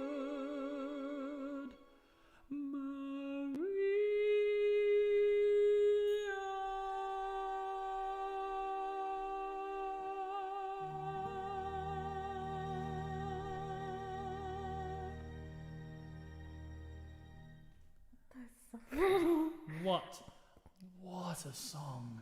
Just It's a gift for the ears, for a guy to sing. Like, it's just like, it's a lot of times to say the same name, isn't it? 28 times I read somewhere that he says it 26 or 28 times. Oh, well then I have to go back and change What a lyric in my No One Sings Higher Than Me song. What'd you say? Say your name, sing it 30 times to a matrimony. Close enough. But maybe this is fine. The gag worked. Yeah. Maria, what a song. Yeah. What a song. So gorgeous. And I think like the lyric is the music and the lyric work so well in that it's a simple lyric. The music just tells of how he feels, after the meet cute. The meet cute. Yeah. Yeah. And so, like we said, this was Sondheim's Broadway debut, and he almost didn't do it because he was so stubborn. He wanted to compose. He didn't want to just write lyrics. But Oscar Hammerstein, his mentor and family friend growing up, a father figure to him, really said, "You need to go do it. You got to work with these guys. They know what they're doing, and it would be really good for you." So he obviously did, and it's just the rest is history. He doesn't get any money from it though, because he signed away his rights, apparently. Yes, yeah. Or his cut. Sondheim just wanted to do it. Yeah, I think so. I think he was like, no, it's okay, whatever. Yeah. And now he's like, well, I wish he's probably doing all right. A much richer man, yeah. He's probably doing all right. Another influence that Hammerstein had on the show is that originally the balcony scene was going to be One Hand, One Heart. And Hammerstein saw an early version or listened to an early version of the show, and he says, no, you guys need to put that in the second act in the bridal store scene and write something else. So the song that they came up with is now what we all know and love tonight. And has the energy of New Young Love, exactly. Which is what the show needed. Yeah, so we're going to sing that for you right now.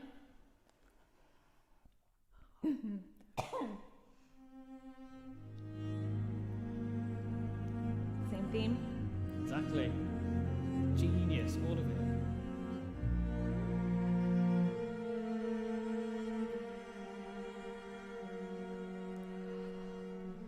Only you're the only thing I'll see forever.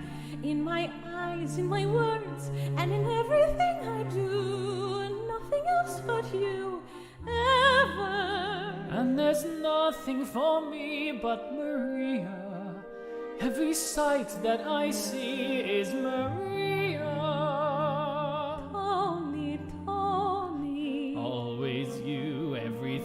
I'll ever know. Everywhere I go, you'll be you and me.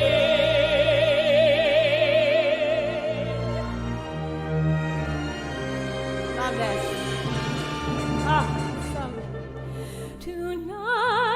Tonight, it all began tonight. I saw you and the world went away. Tonight, there's only you tonight. What you are, what you do, what you see. All day, I had this feeling a miracle would happen. I know now I was right, for here you are, and what was just a world is a start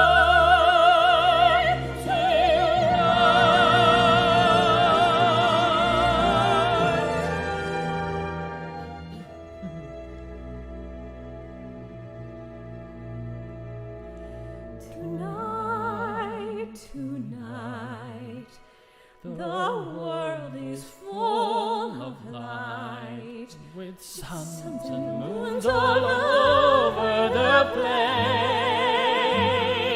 Tonight, the world is wild and bright, going mad, shooting sparks into space. Today, the world was just an address, a place for me to live in, no better than alright. But here you are, and what was just a world is a start tonight.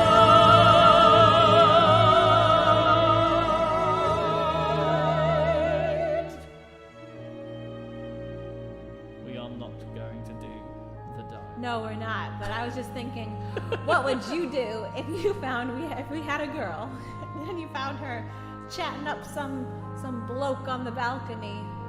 You probably would have been not that thrilled. I'll be like, get away from there. If you fall, you only got yourself to blame, love.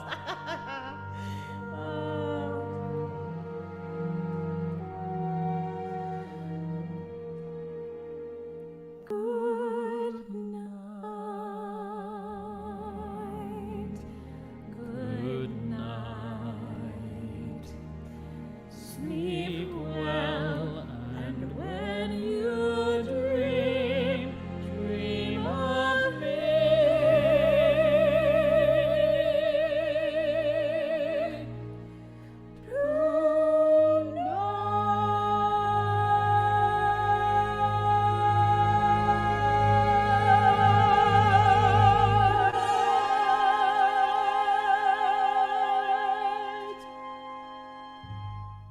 Somewhere.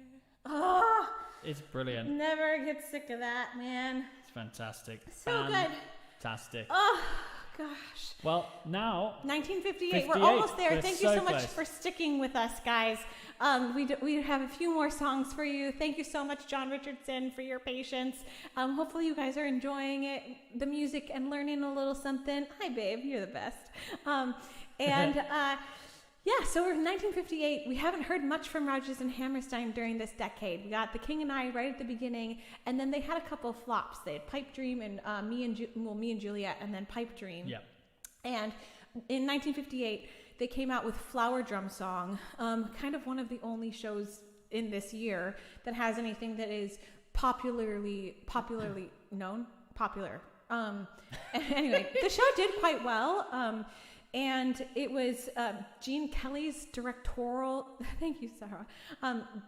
Gene Kelly's directorial debut, and there were. Yeah. It was a story about Chinese Americans and the assimilation, like being a Chinese-born person living in San Francisco and figuring out how much American culture they wanted to take on, and how much, like, what that meant for their Chinese culture and things like that. Again, another difficult political discussion to be having at that time. Yeah.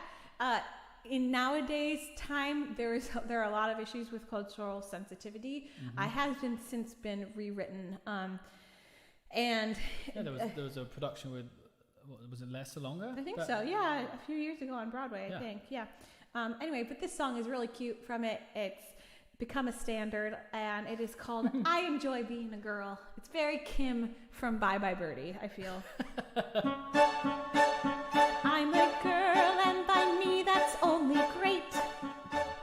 I am proud that my silhouette is curvy, that I walk with a sweet and girlish gait, with my hips kind of swivelly and swervy.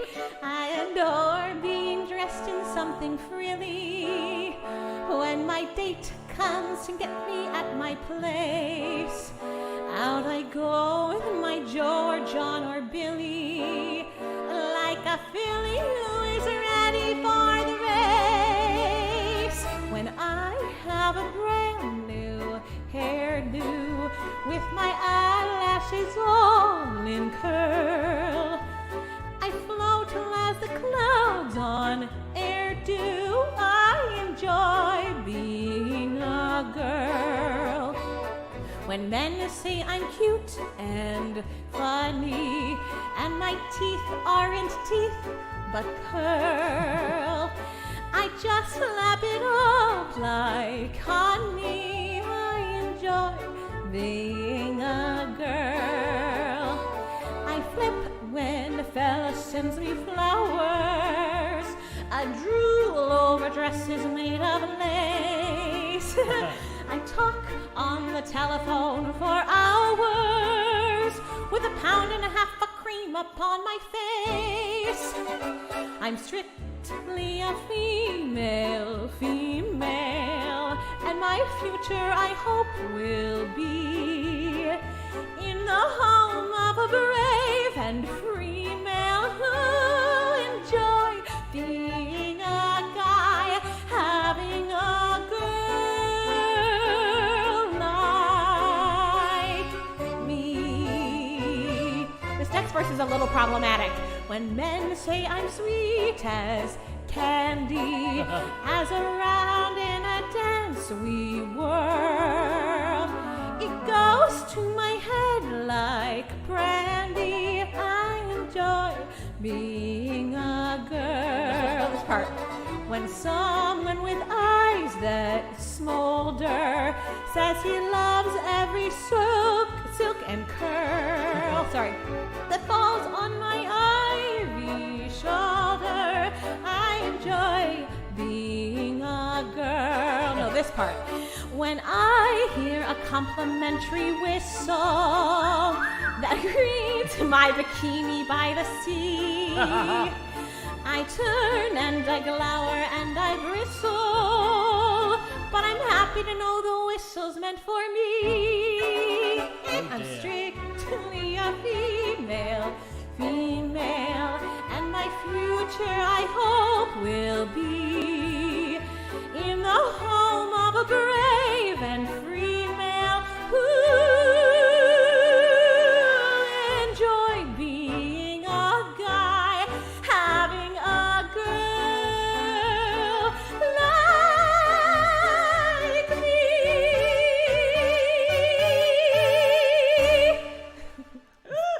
There we go. It's cute. It's cute. No, I mean, yes, problematic in a way. A little bit, just a second verse.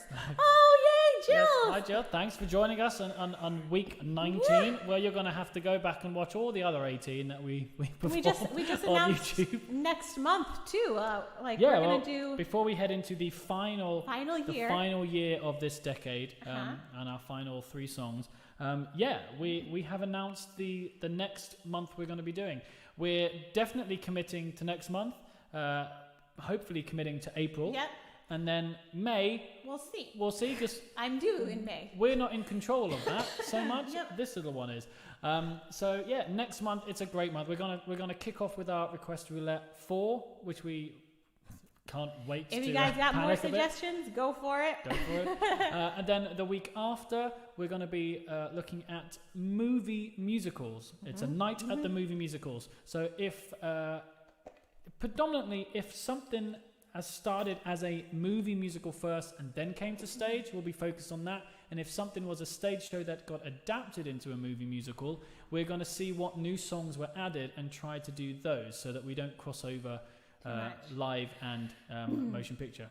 Yeah, and then talk about the next one. And then the next one is I'm really excited about. It's about time. We're gonna do the ladies who write. We're gonna celebrate female composers and lyricists of Broadway, and it's funny. Like you feel like, oh, are there that many? Yes, there are, and a lot of female lyricists in particular worked with male composers and. All through the 30s, 40s, and 50s. Yes. All these, yeah, and a lot of them aren't credited or remembered as much as their male counterpoints. We want to spend an evening focusing on them and the work that they've done from the 30s all the way up until present day. Yes. And then the final one of the month is the 60s. The 60s. Now you've seen, we are just now arriving the last year of 1950s. The 60s are jam-packed full of incredible shows as well. So we might be doing a two-part 1960s because obviously thing. It'll be about... Joseph Regan, yes, Hi, Georgia Joe. Fields. We're probably going to be about another 10 to 15 minutes and then we're done. So like it's a lot to ask you guys to come and stay with us this long. It's a lot for me. And it's a lot for my legs are hurting and I'm not even carrying a baby. So I think our concerts normally don't last this long. It's just for these specific ones. So I think if we do a part one and part two, and we'll do hopefully in April. Then we'll do 60s part two because there were a lot of shows in the 60s as well. Somebody just asked, how do we know about Roulette? What songs have been done? What songs have been suggested? We'll be posting all about that all week and how you can suggest more as well. Yes. Tomorrow I'll post stuff like that. Yeah. Yes, we will do stuff from Secret Garden. Are you kidding? Of course, the Secret Garden. We're all over that. Winter's on the wing, it's a fine spring morn. Oh, I want to hear you sing that. Yeah, but I don't have to do an accent. Terrible. You don't. I just did My Fair Lady without an accent. Okay, well, why Continue, sorry. We'll move on.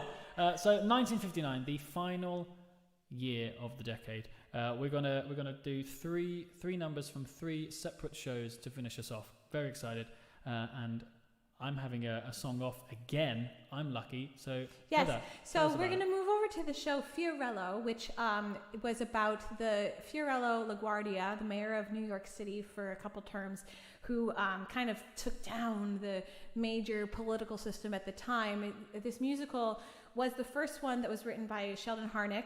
Remember him from The New Faces in 1952, 3 hours ago when we talked about that?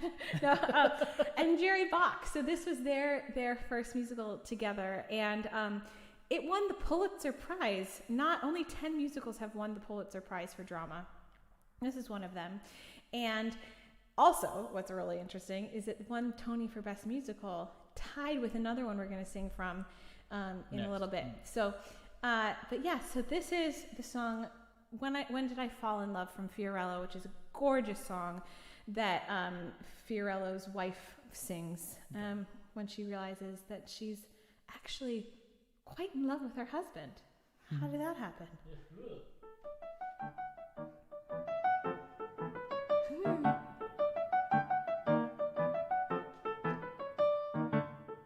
There he goes, my congressman, starting his day, hurrying right to a fight.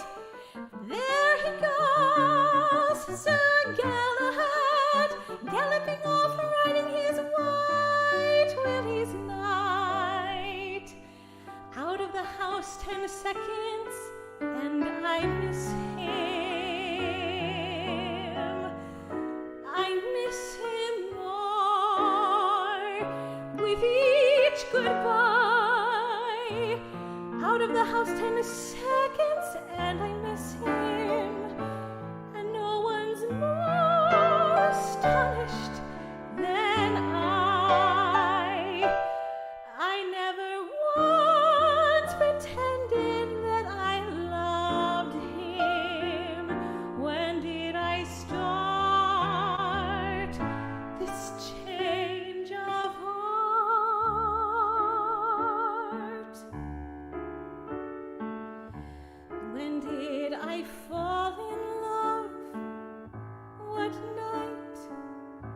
which day? When did I first begin to feel this way? How could the moment pass unfelt, ignored? Where was the blinding flash? Where was the crashing chord? When did I fall in love? I can't recall.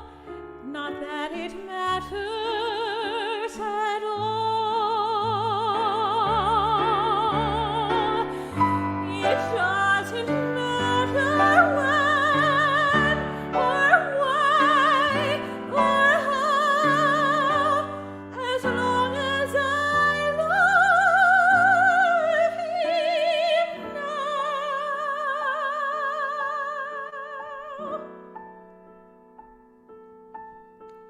When did respect first become affection?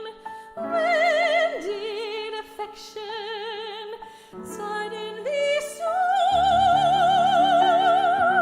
with a strange and beautiful touch? That I love him so much when I didn't before.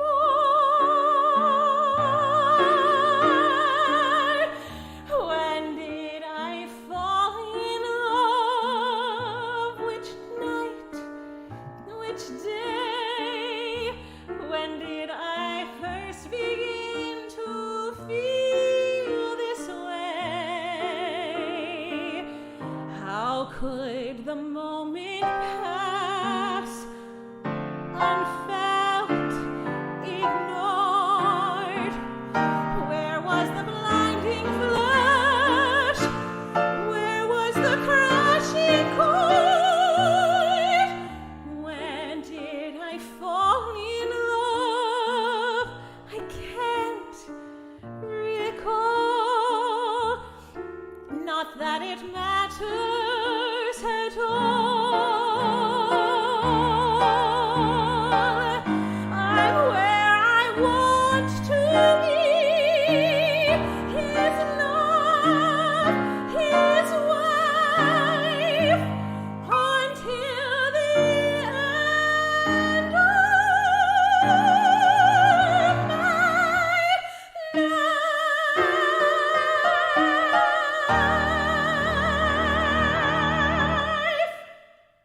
That's amazing. You sound amazing. I haven't actually heard you do that song, and No. I know it seems like we must say that all the time, but I genuinely haven't heard you do it. I find that song fascinating because it feels to me like that is dated as the music has progressed throughout the 50s. But doesn't it sound like She Loves Me? Yes, it does But comes in the 60s. It's so them. Yeah. I think to me, I'm like, oh my gosh, it sounds like Vanilla Ice Cream. Like it's so quintessentially them. Yeah. Yeah. Well, now we come to one of the most incredible shows of the 50s. I am a big fan, and it is of course Gypsy. Thanks, guys. Gypsy. I mean, again, Thanks, Christine. Arthur Lawrence, who wrote West Side Story book, wrote the book to Gypsy. Very different subject matter, but both complex. Yes. In their intentions and the emotional journey that this woman goes on, and the kids, to be fair. And it is considered to be the best musical of all time. Like it's just really like, so we have the three that are like, is Guys and Dolls the best musical of all time? Is My Fair Lady the best musical of all time? Or is Gypsy? Like it's just, what a decade. But also the best overture. Like, then with Merrily We Roll Along in a close second. But like the Gypsy overture.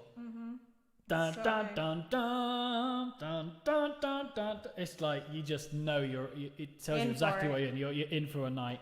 And again, so Julie Stein wrote the music, and Stephen Sondheim came on board to write the lyrics. Yes, but actually, Arthur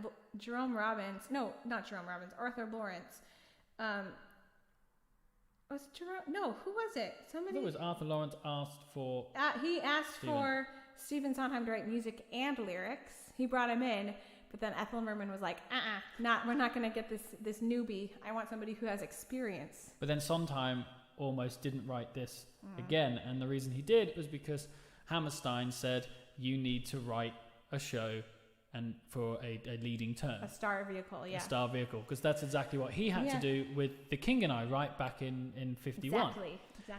And so there's a lot to be learned. Sondheim learned a lot of his craft because of those two projects that he had to work on. Yeah. I don't know if you guys have noticed, but there's not a lot of leading men in this decade. No, and if they are, they all sing because that was kind of Harrison, the trend. Robert Preston, Yul Brynner. Nobody actually Nobody sang melodies. Yeah. So I took it upon myself to sing this instead of the leading lady. So I have Mama no Stu, idea. ladies and gentlemen, Mama Stu. Wish me luck, studio. We're just going to have some fun, and if it all goes wrong, it all goes wrong. But I can't wait just to have a sing song. Here we go. Hold on to your hats. So excited.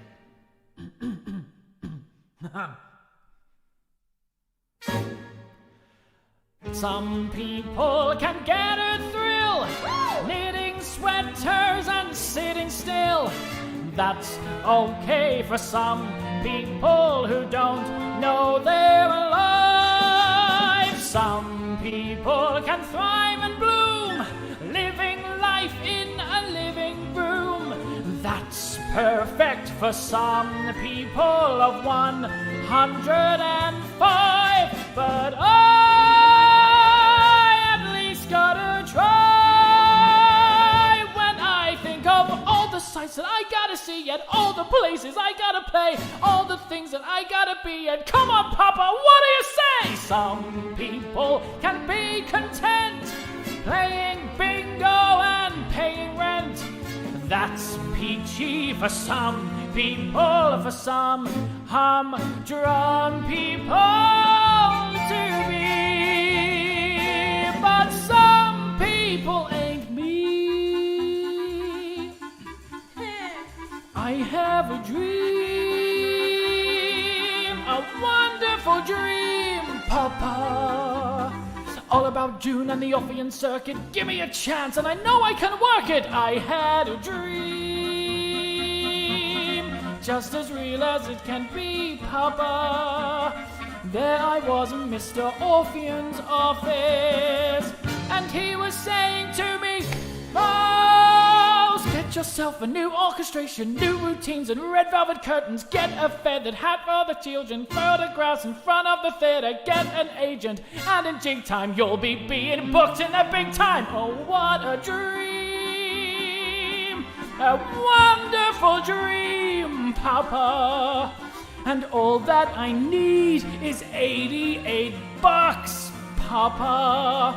That's all I need, Papa. Only $88. Well then, I'm gonna get it from someplace else, but I'll get it, and I'll get my kids out! Goodbye to blueberry pie. Good riddance to all the socials I had to go to, all the lodges I had to play, all the Shriners I said hello to. Hey LA, I'm coming your way! Some people sit on their butts, got the dream, yeah, but not the guts. That's living for some people, for some humdrum people, I suppose. Well, they can stay and rot. Come on, babe. But not Rose.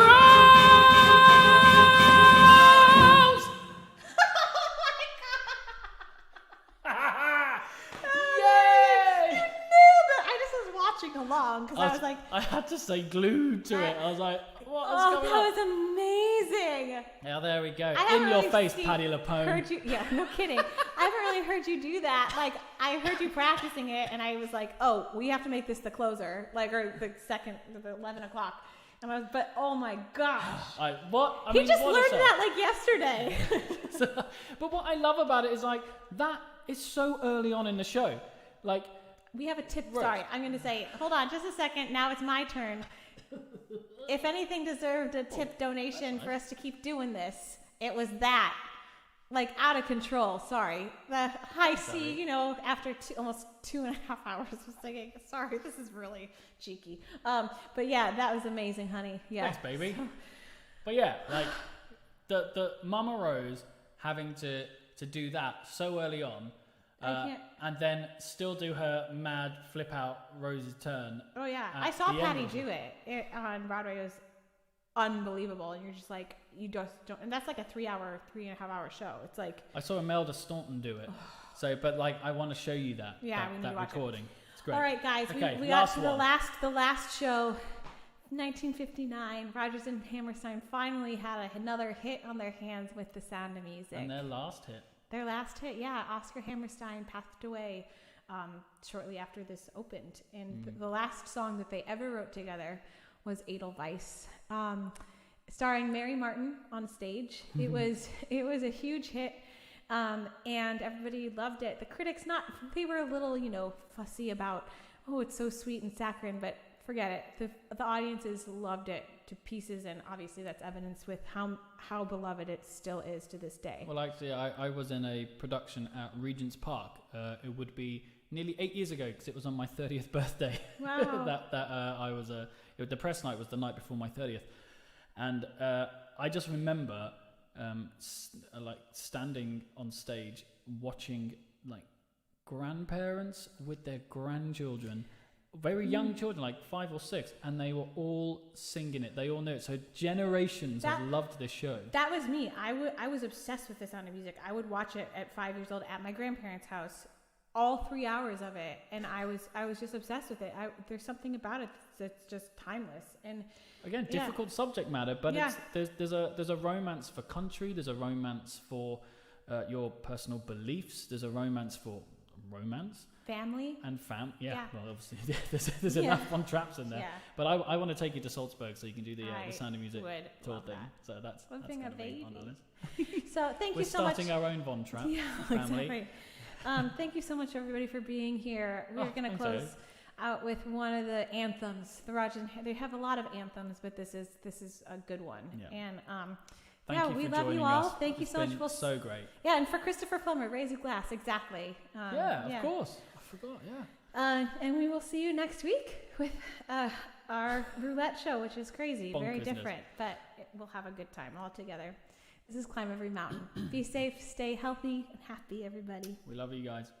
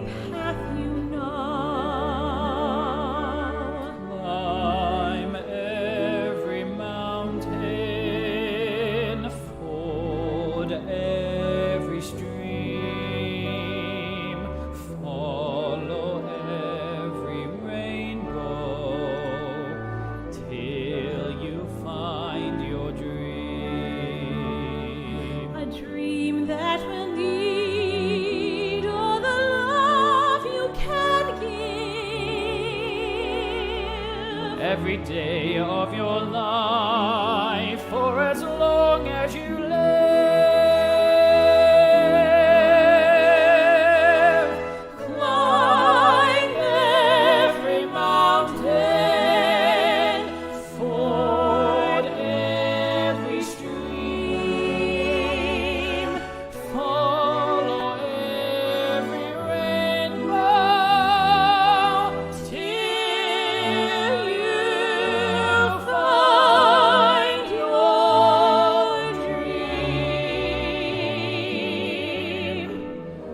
dream that will lead, or the love you can give. Every day of your life, for as long as you live, climb every mountain, ford every stream, follow every rainbow, till you find your dream.